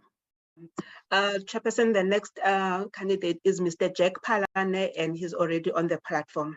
Thank you, sir. Mr. Palane, sir. Good day, sir. Good day. Yes, on a day already. Been waiting. So we really apologize to keep you waiting. It's in the nature of this engagement. You think you can do it less than 45 minutes, and it goes beyond. And sometimes when you look at beyond 45, it gets to be earlier, depending on how the candidate would react to the questions, but more importantly, the interest of getting the answers from any of the candidates that come before us. So we really apologize for that. But just for the part of formalities, more to indicate that you are appearing before a subcommittee of the Committee on Communications and Digital Technologies in the National Assembly. So which reports then will report to that committee. So it's important to just clarify that point, that this is still the subcommittee process. And the subcommittee is represented by parties on the basis of proportionality to the electoral support as in 2019 election. So it is quite representative in that sense. Of course, you are before us on the basis that you've been nominated to the task of the committee, which is the appointment process for the SABC board, for which you, as I said, you've been nominated for. The way we are going to approach the interview, or as I call it, the engagement, in the sense that we'll learn from you, and you'll also learn probably from questions that members raise. We don't look at it only on the basis of this current engagement, but more what could be done even beyond this interview process. So take it in that way. So I would want you to really feel welcome, relax, and be able to engage honestly with members in that way. So how we are approaching it is that I will briefly introduce the members of the committee, and at the same time, as I do that, you will be preparing yourself for just 5 minutes, brief introduction of yourself, including your expertise and how that could help if you were to be considered for the board. But of course, taking into account that members have received your detailed CV, which they've gone through. So their questions may go beyond just the brief introduction that you would have. Immediately after that, we'll then take members to ask questions. We'll give members 5 minutes, which is for question and your responses in that time. But like I said, sometimes it gets to be a spillover of some sort, given the interaction. Of course, members would ask questions differently. Others may be quite interactive. Others may just ask all of the questions at once for you to respond in that scope. So I hope that is clear. We'll then, towards the end, usually I would not ask questions unless there's a matter to clarify from the side of the chair on what you've responded to already. Thereafter, we'll give you max 3 minutes to say your last points you'd want to address the committee on, and then that's go conclude the interview. Clear? Yeah, thank you. Thank you. So I will start, of course, with the members now. We do have, as I said, we have members from different political parties, starting with the ANC. I'll start with Honorable Mthembu. She would indicate that she's still on the platform. As I said, we are having also members that may need to leave or those that have connectivity issues, but we just need to know that they're still on the platform and will be able to ask questions. Honorable Mthembu, are you still on the platform?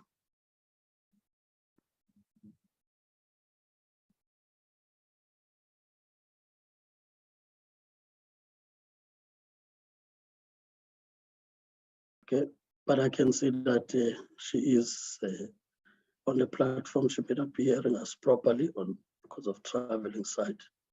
But by the time we start, surely she would have settled. Honorable Mthembu from the ANC. We also have Honorable Dr. Basso. Honorable Basso. Thank you, Chairperson. Good day to you, gentlemen, as well. Good day, sir. Dr. Basso, Honorable Molala from the ANC. Honorable Molala, he did indicate also that in the village, parliamentary village, they were still experiencing network challenges, but Yeah. Good. Yes, that's Good day, Mureku and Chairperson. Good day. Thank you. Can I then recognize, is it Honorable Kola Barnard now from the Democratic Thank you, Alliance? Chair. Yes, hearing well and able to see perfectly. Thank you. Thank you, Honorable Kola Barnard. I will then recognize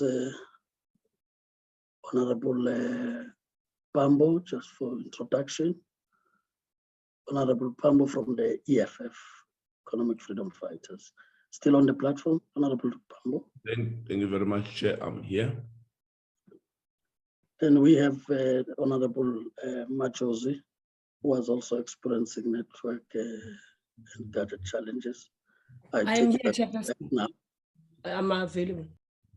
Yes, so the members are here in their numbers. So we have the numbers to proceed with our task here. Honorable Maneli is the chair, which is myself, also from the African National Congress. Having done that introduction, as I said, would now take your 5 minutes introduction briefly, and from there get to the interaction with members. Over to you, Mr. Palan. Thank you, Chairperson, and good day to all the members. Hopefully, I will be able to help with regards to time. So just by way of introduction, my name is Jack Palani, and I practice as a lawyer, and that's my full-time job. In terms of maybe my upbringing, which is something that one may not necessarily get from the CV, is that I'm told by my mother that I was born in Johannesburg, but raised mainly in Limpopo, and that's where I did my primary and high schooling. And after that, I did teaching, that studied as a teacher and proceeded to go to Wits University, and that is where I did most of my qualifications, that BA, LLB. I did LLM and then ended up doing, MBA, at Wits. So as a person, I'm a father, and married with two kids, and in terms of my life as a professional, like I said, I'm a lawyer, and I have been exposed to the workings of companies. I'm still currently a board member of the SABC. So throughout my life, in terms of experiences, I have had the opportunity of being able to be involved in business, and that is through boardships and also be able to be exposed to the workings, of companies through what I do as a commercial lawyer, and outside that, one of the things that I'm passionate about is actually education. So I've also had the opportunity, which I still do have now, to be part of an educational trust.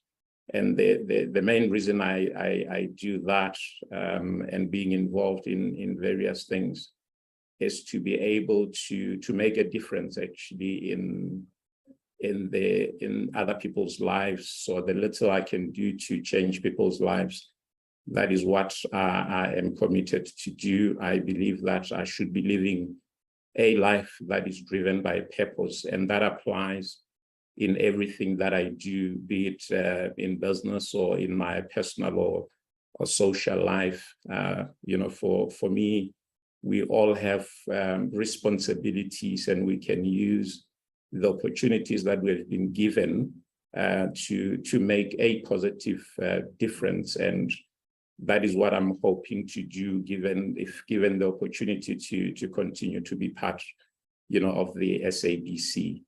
So that is me in short, Ndate Maneli.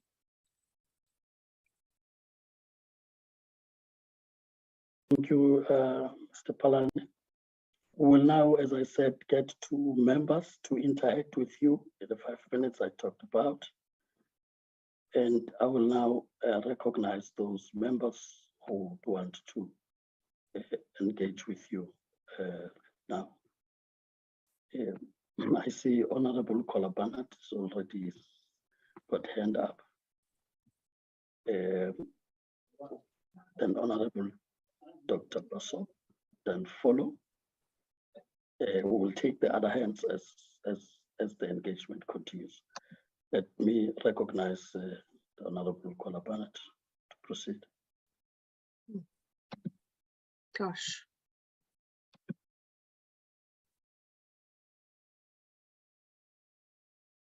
I'm afraid it's just been cut off, Chair. But we hear you, see you. Oh, okay. You can hear and see me, but not on my screen. That's fine. Let me just carry on then. Hello to you, Mr. Palane. Just a couple of questions from me. I gather you bring a lot as a lawyer. I think it's always hugely useful for a board to have someone like you on. And I think what you've brought to the board, by all accounts, has been most productive. I would like to know, it seems that, and I keep going back to it, but it's of great interest to me, the Patiswa Magopeni issue and the grievance against the chairperson. What was your role in that, and what was the outcome, especially in relation to the CCMA findings subsequently? And your personal opinions, because I've experienced personally in various eras of the SABC, board interference in news, reportage, and of course we've got, with the elections coming up, there's the fear that this will now happen again. Your opinions on that and the rights of individuals to receive impartial news from all areas. Tell me your input on that and what you would feel what you would say if fellow board members suddenly started wanting to restrict news coverage or determine news coverage even worse. I think let's leave it at that for now. Thank you very much. Thank you, Maimela Badat. Starting with the question of Ms. Makopeni. So with regard to the disciplinary hearing itself, this was an operational matter, so it was dealt with at an operational level. So my role, if anything, was indirect, in a sense that the board got a report back from the executives in terms of the process itself. To the extent that any board members were involved somehow, I would like to believe that that was probably done in the background, because it was strictly an operational matter, and as such, the board ought not to have been involved directly and indirectly. So the outcome of the CCMA matter also was what was reported to the board, but there was no direct involvement. So in terms of the grievance against the board chairperson, actually my role was to go through, we formed part of a subcommittee, which I have actually chaired, to just go through the grievance itself, and a report, was produced by the subcommittee and adopted by the board. And that was mainly in relation to what was allegedly done or not done by the SABC chairperson. And that, I guess, leads to the next question, which talks to, the SABC, especially news, remaining impartial, and the interference, or the board or some of the board members actually determining how the SABC needs to be reporting. My view is, has always been that the SABC, it's a public broadcaster. And if anything, its role is to serve the public, and that is to serve, South Africa as a whole. So there are rules, there are principles that should be followed when it comes to reporting. And for me, that is what should be happening. I do not believe that any board member should direct how the news are reported. And I can assure you that I will be one of those who says there cannot be any form of interference if that is contrary to the principles, the rules that apply to the SABC and how things are meant to be done. So I would not support any form of interference, and I will be the first one actually to say no to interference. Thank you.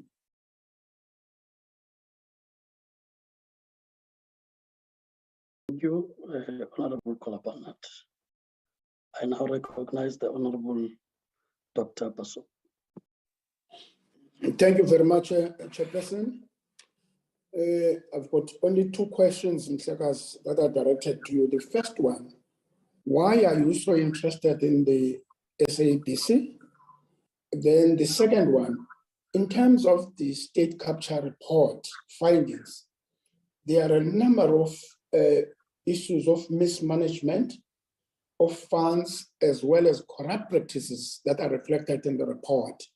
And therefore the question is, what mechanism would you put in place to ensure that the issues of this nature do not take place in the near future, as well as how would you ensure that the funds that were squandered are being recovered by the institution in your watch as board member? Thank you, Chairperson. Thanks, Dr. Basopu, for the questions. Just dealing with the first one in terms of why I am interested in the SABC. When I first decided to be part of the board about 5 years ago, I had to actually ask myself why I am doing it. And obviously with everything that was happening at the time, there were risks associated with one being part, of the SABC or a state-owned entity. So I made a personal decision that it is one thing to possess a skill, but it is another if you use the skill that you possess to assist whichever way one can. So I'm still on that in terms of my involvement, and that is, I believe that I've got skills. I have acquired some experience also as part of the SABC board that can be used to actually move the SABC forward. So the interest for me is to actually see the SABC continuing and succeeding as a public broadcaster and using the skills that I have acquired and continue to acquire to make a difference in South Africa, as a whole. With regard to the state capture report, I think what is key is to recognize that most of the things that were raised or reported about in the state capture report are things that when the new board came in, had to deal with. I mean, the kind of corruption that you're talking about, it has been reported or it's been on the news on various cases that involved former executives or former board members of the SABC. Some of those matters were reported to the committee, the communications committee in Parliament. So I think the job has already started and it is continuing, because if you go through the previous report, you'll realize that most of the cases that were there have been dealt with. Others are still in the process of being dealt with. And I think it's an important thing, because if we do not learn from the things that happened in the past, we're gonna just continue in a cycle and be in the same challenge or the same problem. And that is what we need to avoid. And in avoiding the things that happened in the past that we wouldn't want to see happening again, actually, it's part of the question that you're answering in terms of what is it that the board can do to make sure that we do not, suffer the same unfortunate events in the past. The SABC, in my view, it's a huge organization in a sense that there are various divisions, and there are so many things that one will need to look at. For me, what is important is to make sure that the organization is actually capacitated with the right, qualified, competent people who believe in what the SABC stands for. And that for me starts at the top, and that is, it starts, at a board level.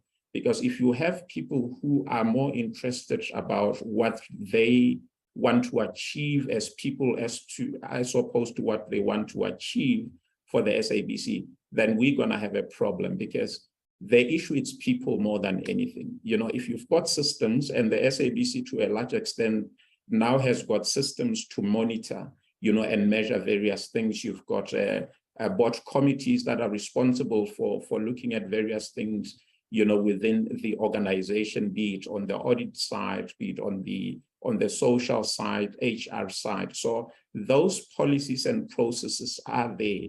What is key, it's the implementation of the policies, and to make sure that the members who form part of the subcommittee deal with issues. And the dealing with issues means people should be prepared for the meetings themselves, and understanding the issues and identifying the risks that are associated with any matters that are presented before them. So in short, I am of the view that with the existing policies, if anything, it's just continue to renew them or update them depending on what is happening at the time. But the key is to make sure that there is implementation of the policies, and those who falter or do not comply needs to account for the non-compliance with the existing policies. Thank you.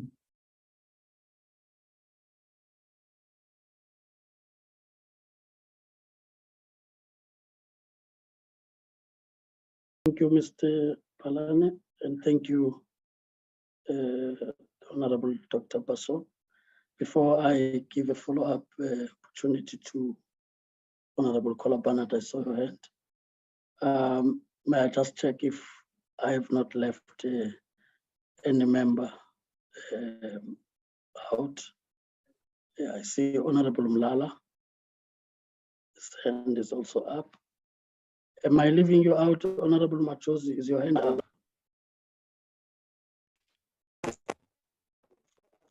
Okay, so it seems you have that problem again. You will just then write if there's anything you want to alert the committee on. For now, I'll take Honorable Mlala and Honorable Kolabana to make a follow-up question. Thank you. Honorable Mlala, I recognize. can proceed.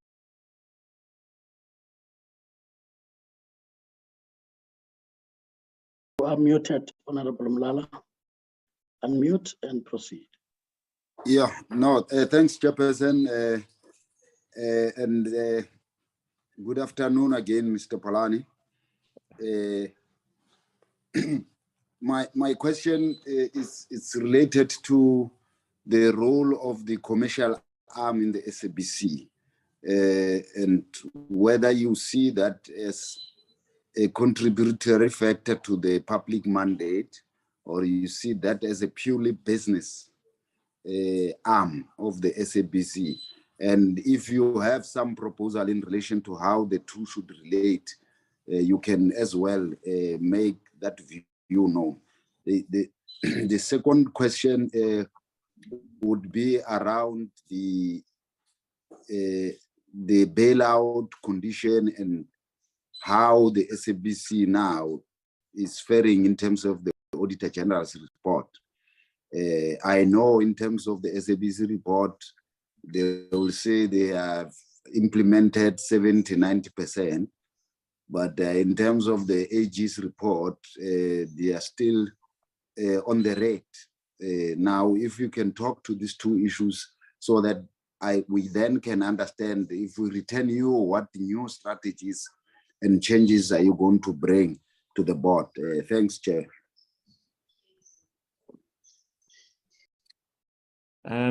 Tabela and Ademolala, thank you for the questions. Just the commercial arm of the SABC. In my view, the SABC has got a responsibility, and the responsibility includes literally serving the public.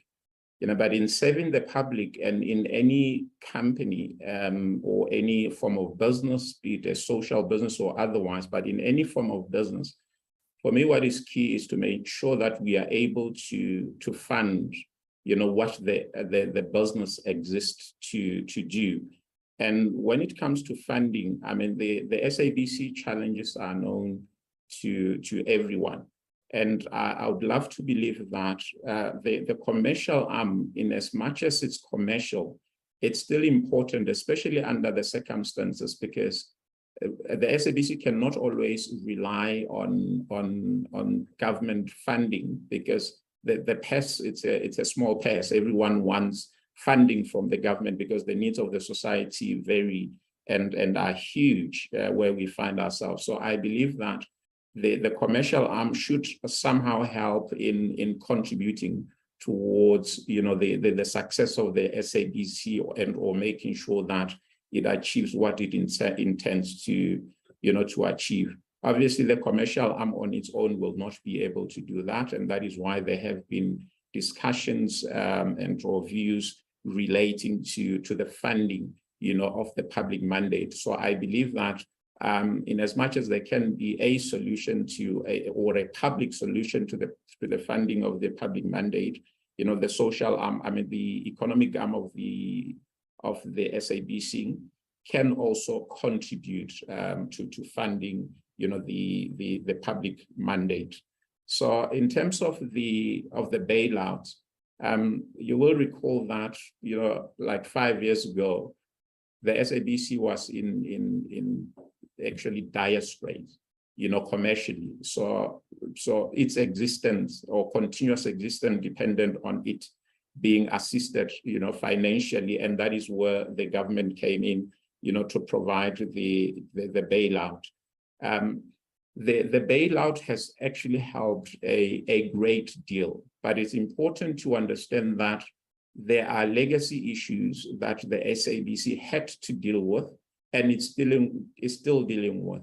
It's one thing having processes in place. You can talk about the turnaround plan that was prepared, but if you look at it, it was more actually building a base so that the SABC is able to actually grow from there. Because where we are, I believe that there's issue of sustainability that we need to be talking about, and sustainability, it's at an operational level in a way, to be saying, well, we have stabilized, because governance was an issue when we at least arrived at the SABC. So there is some remnants of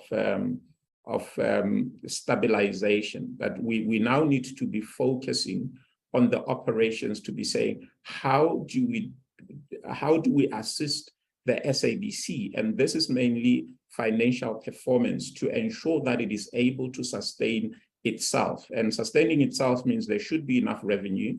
But on the one hand, when it comes to the issue of costs, we should at least, a break even, be able, to fund, the operations of the SABC. Because if that does not happen, then there's going to be regression in the SABC. For me, I think the bigger task now is to actually be looking at everything that is happening, to be saying, we might have done 96 of the items that were identified as key issues that the SABC needs to be sorting out. So once those are done, I think the key now is to be saying, how then do we deal with the performance of the SABC? How do we increase, the revenue of this entity? And that is important. And it also talks to the people that are there, because for me, it is important that those who are tasked with the day-to-day running of the SABC are also understanding that it is not just any other job, because we should be measured based on the results, and in business, results will mean, how well is the entity doing on different aspects. And the financial aspect is one of those, because if you are not making sufficient to sustain yourself, the entity will not continue as a business. So for me, the key is focusing on how we increase or improve, the financial being of the SABC. And lastly, with regards to the audit outcomes, and I spoke to legacy issues. So the main thing that is actually a key concern, and it's the one thing on the audit outcomes that still needs to be tackled, is the whole issue of irregular, fruitless, and wasteful expenditure. So if you look at the trend, probably for the past 3 to 4 years, there has been a decrease in that. And the one thing that is taking long is that in cleaning up what happened in the past, or legacy issues, there are certain things that the SABC will need to do to make sure that the Auditor General is actually happy with whatever is being presented as evidence of having dealt with certain issues. But in most instances, you find that people who were involved in such activities are no longer part of the SABC. There isn't information to actually explain what happened. But the positive thing is that there has been a decrease. And for me, going forward is to make sure that we do not regress, because if we continue incurring, irregular and fruitless expenditure, then we will be going back. And this is where, the initial question, or the answer to that question, becomes important, and that is, what processes are they? And like I said, there are processes that have been set. There are subcommittees that are intended to be dealing with. And the important thing is that those committees need to be asking the right question, and they need to be dealing with issues, so that if an issue is identified, it is then dealt with sooner rather than later. Thank you. Thank you, Honorable Mlala. Now it's Honorable Kolabanat, follow up. Thank you, Chair. Yes, just one follow up. Mr. Taklane, the SABC is working in an increasingly competitive environment, and a very difficult one. What are your thoughts in terms of a turnaround strategy? I've heard a great deal now of what you say about what should not happen, what should be happening, but no particular details, especially in that you have specific financial expertise that you bring to the board. And of course, you've been chairing the Finance Committee. So this is your area, this is your baby. So answer your own questions that you put to us. How do you make sufficient to sustain this business, because it cannot be that this entity is bailed out year after year after year. It just cannot be. The country just doesn't have the money anymore to do that. Thank you. Thank you, Maimela Barnett. Your question for me, it's the key question in terms of how the SABC goes about doing business, and that is, how do we make sufficient, or how do we generate sufficient revenue to ensure the continuous existence and sustainability of the SABC.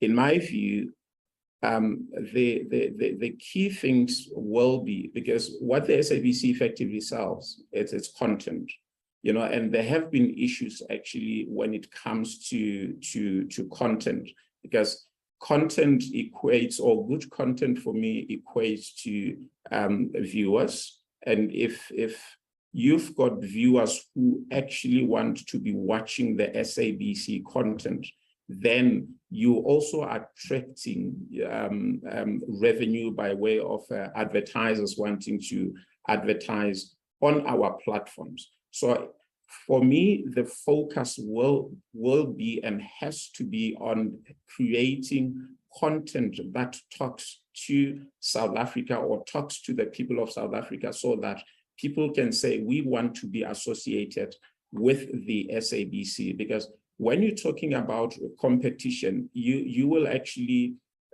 realize or notice that, the competitors of the SABC are doing well in some instances because of the kind of content that they are able to show to South Africans. And South Africans are demanding, and they choose what they want to consume. So we need to work on content to make sure that it is good content that people want. But the other thing that is important for me is the speed at which we are able to do certain things, including the creation of new content. Because if it takes too long for one to procure good content, by the time you go on air, it may be too late, because things would have changed at the time. So for me, that is what we need to be focusing on. And coupled with the concept of good content, for me, it's just we need to ensure that we don't lose focus in terms of what the SABC stands for. And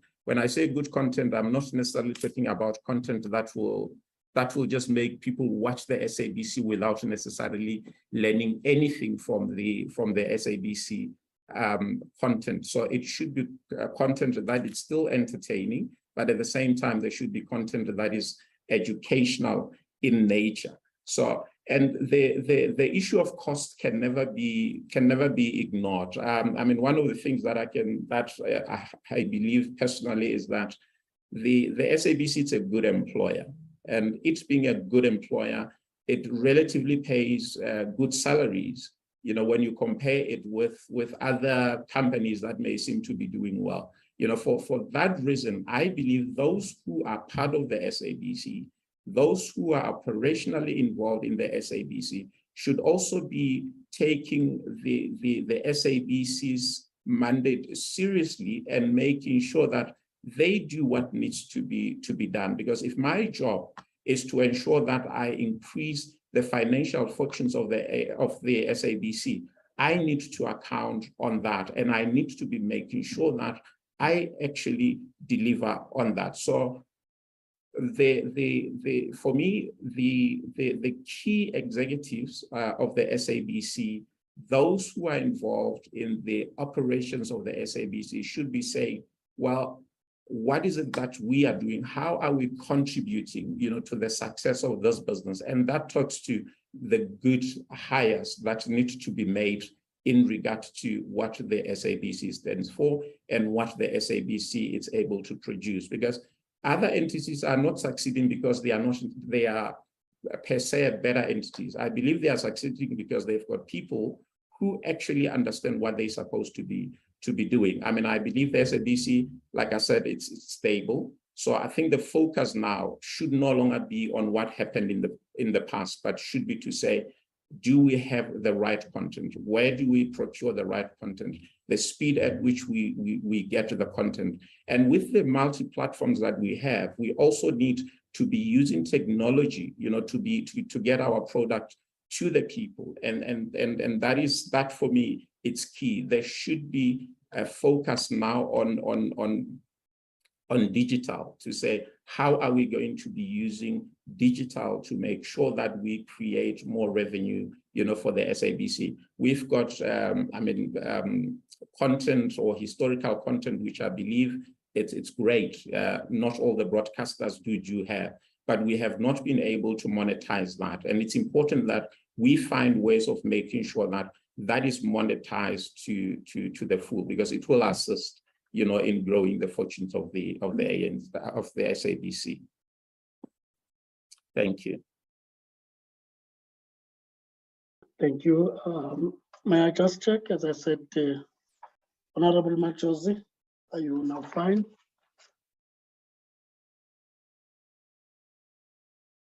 And if there are no further questions from yourselves, as I said, I only asked the questions to clarify myself.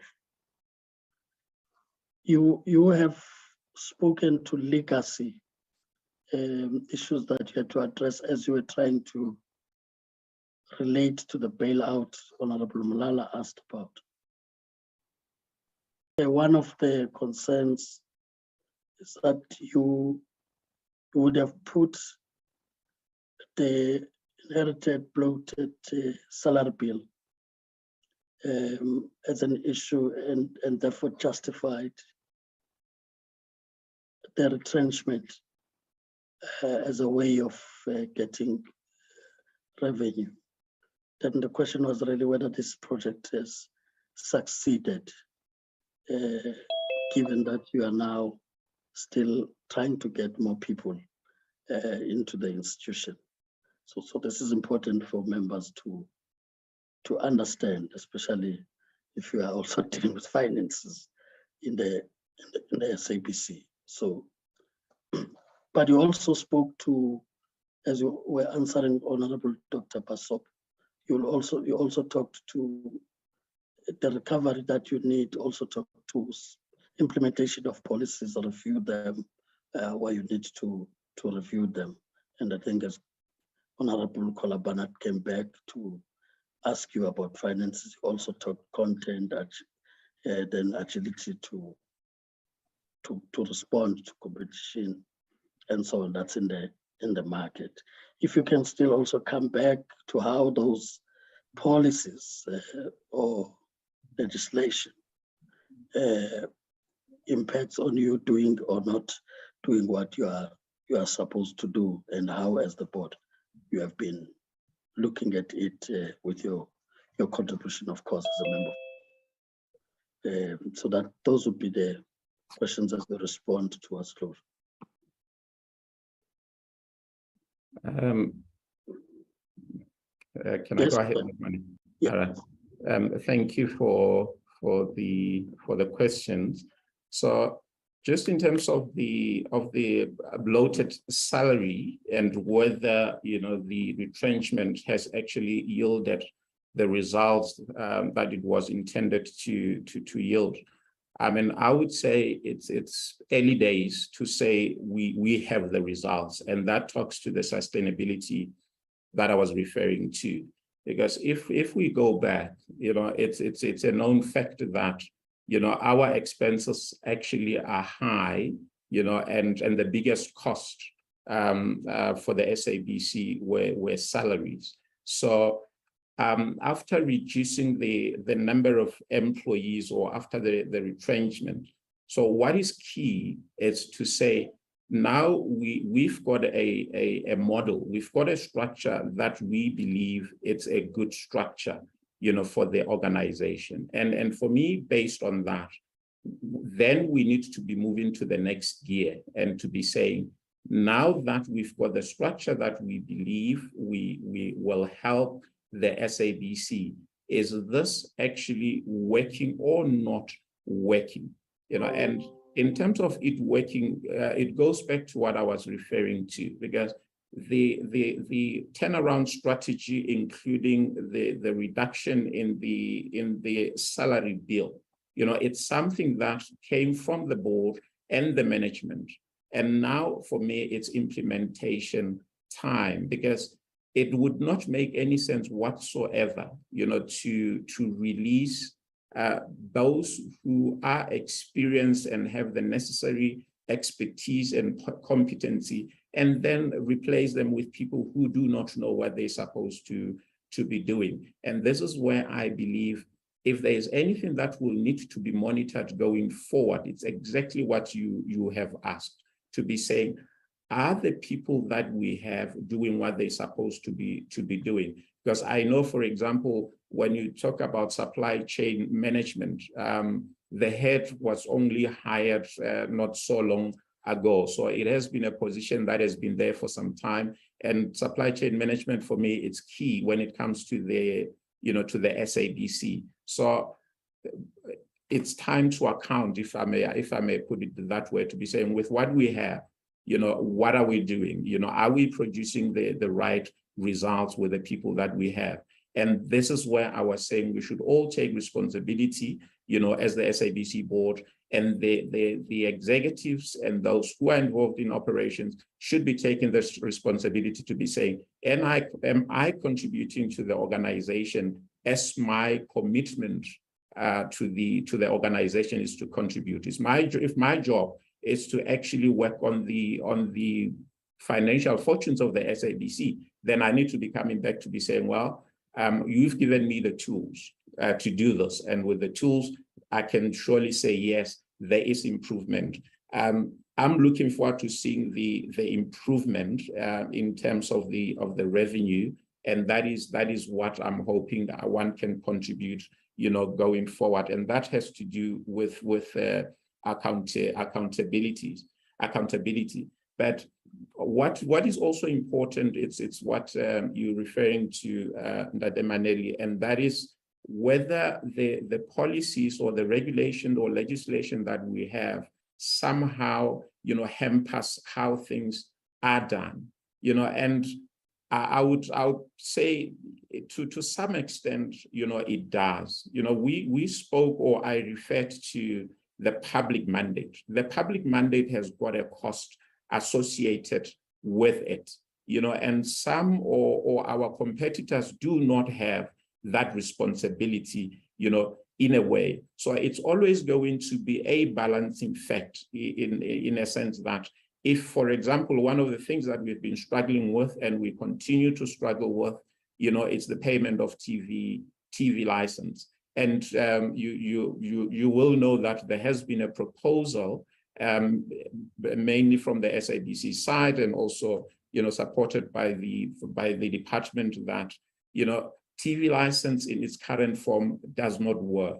Because if people were paying their TV licenses, it will go a long way in actually helping the SABC to ensure that, it meets its public mandate. So in terms of legislative changes, for me, the funding model, it's critical because you still have the commercial element, you've got the public element. So to ensure that the SABC is able to balance the two and still be able to meet the public mandate without relying on any bailouts, we need to consider we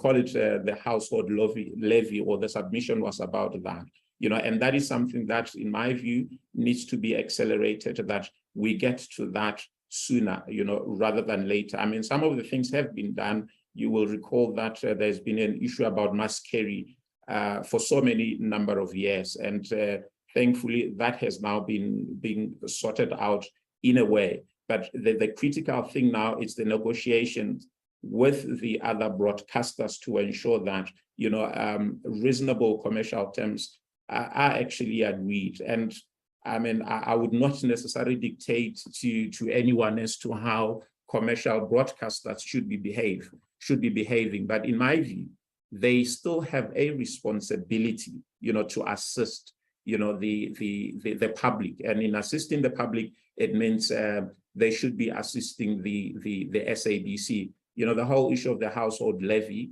and there is a proposal that the commercial broadcasters should actually assist in making sure that there is collection from those who are on their platform.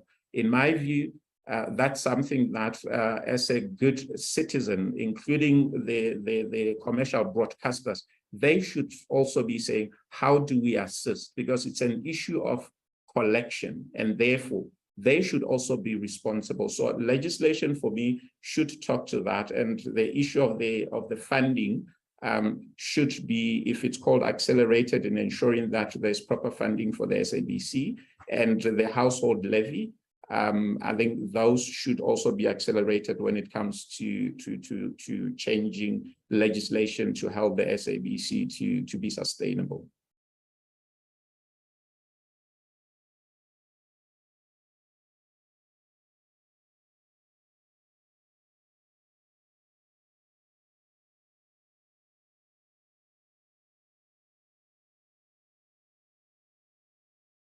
Seems I'm talking to myself here.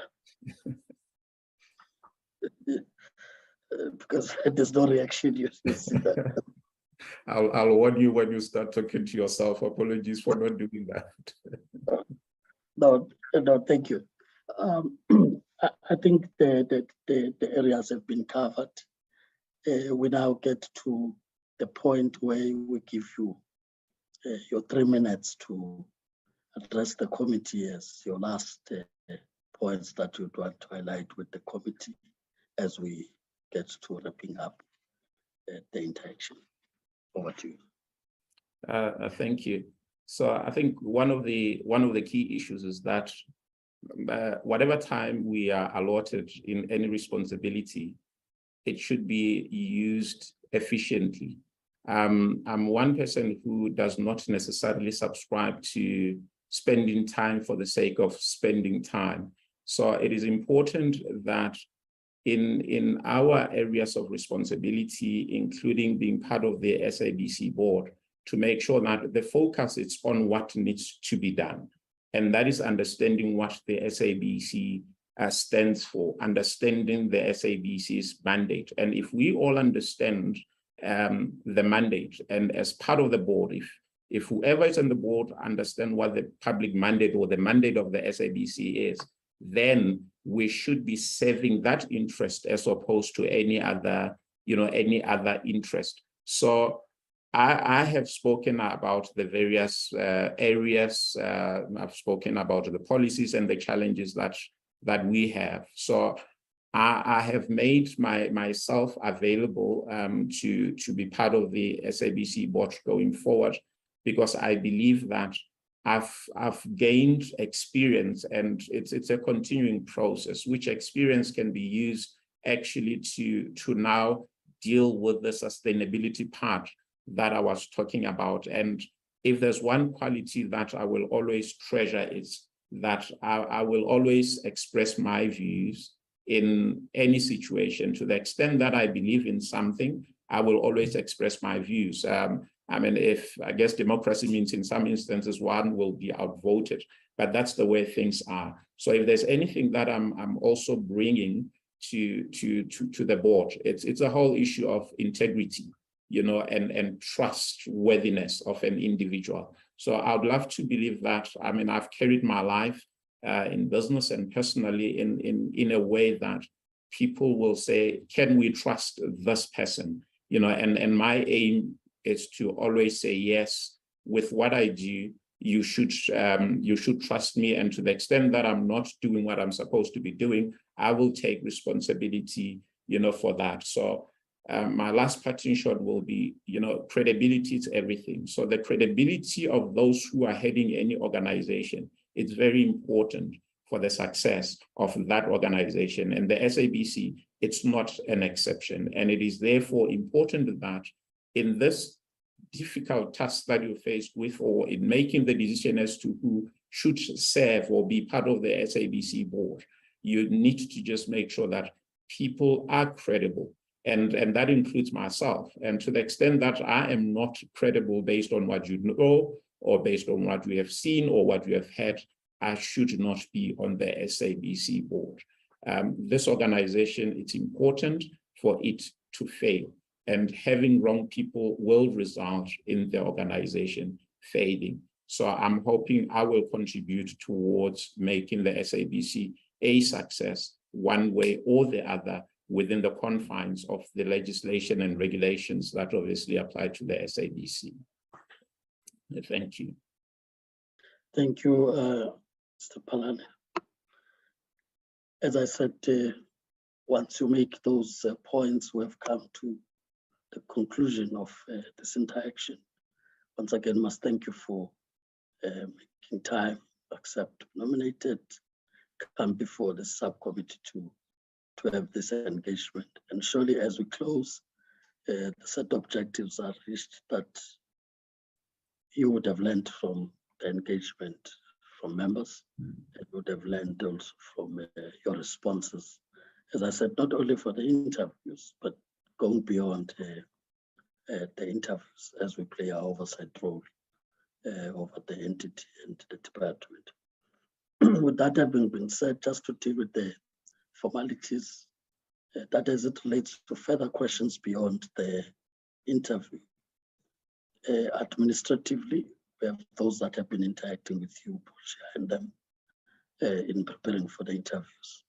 That will be the line to engage in relation to follow-ups. But as it relates to the decision-making process, which is more the political process, as you are aware, all these are open to the public, so you are able to follow up until the end of the process. So I just thought it's important that we clarify those. Once again, thanks for making time as you would be leaving the platform now. I will just wrap up with the members on what we need to do going forward. Thank you, Mr. Palane. Thank you, Dr. Maneli and the members. Thank you for the opportunity.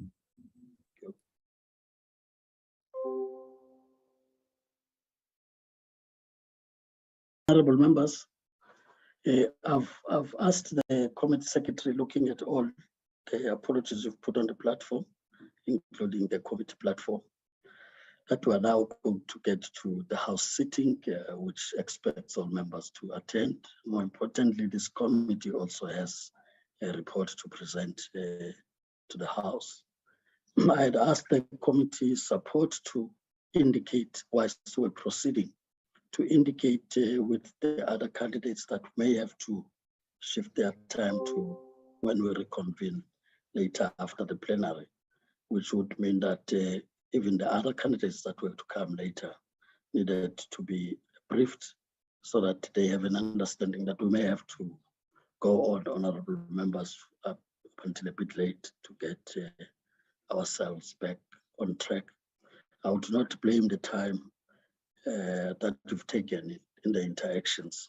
I think it was necessary, I repeat that, to cover the ground, especially with the type of candidates that come before you who have been in the board. You have some work to start from, as opposed to just general ideas on people who may be brought in the board for the first time. So I would just check with Portia whether that task has been carried out, and that the 6 o'clock link also is clarified or not. Thank you, Chairperson. We are busy with that at the moment, Chair, informing the candidates that they're going to move to a later slot this evening. And with regards to the link, we're going to issue a new link for the evening session. Chair, thank you. Okay. So, honorable members, I would then, like I said, would then allow the administration to continue doing that interaction. But it is only fair that indeed we move in order to still have a fair number of members present as we engage the other candidates, so that we pay similar attention to them. So we will now adjourn and reconvene at 18 hours after the plenary and proceed as such. Thank you. Adjourned.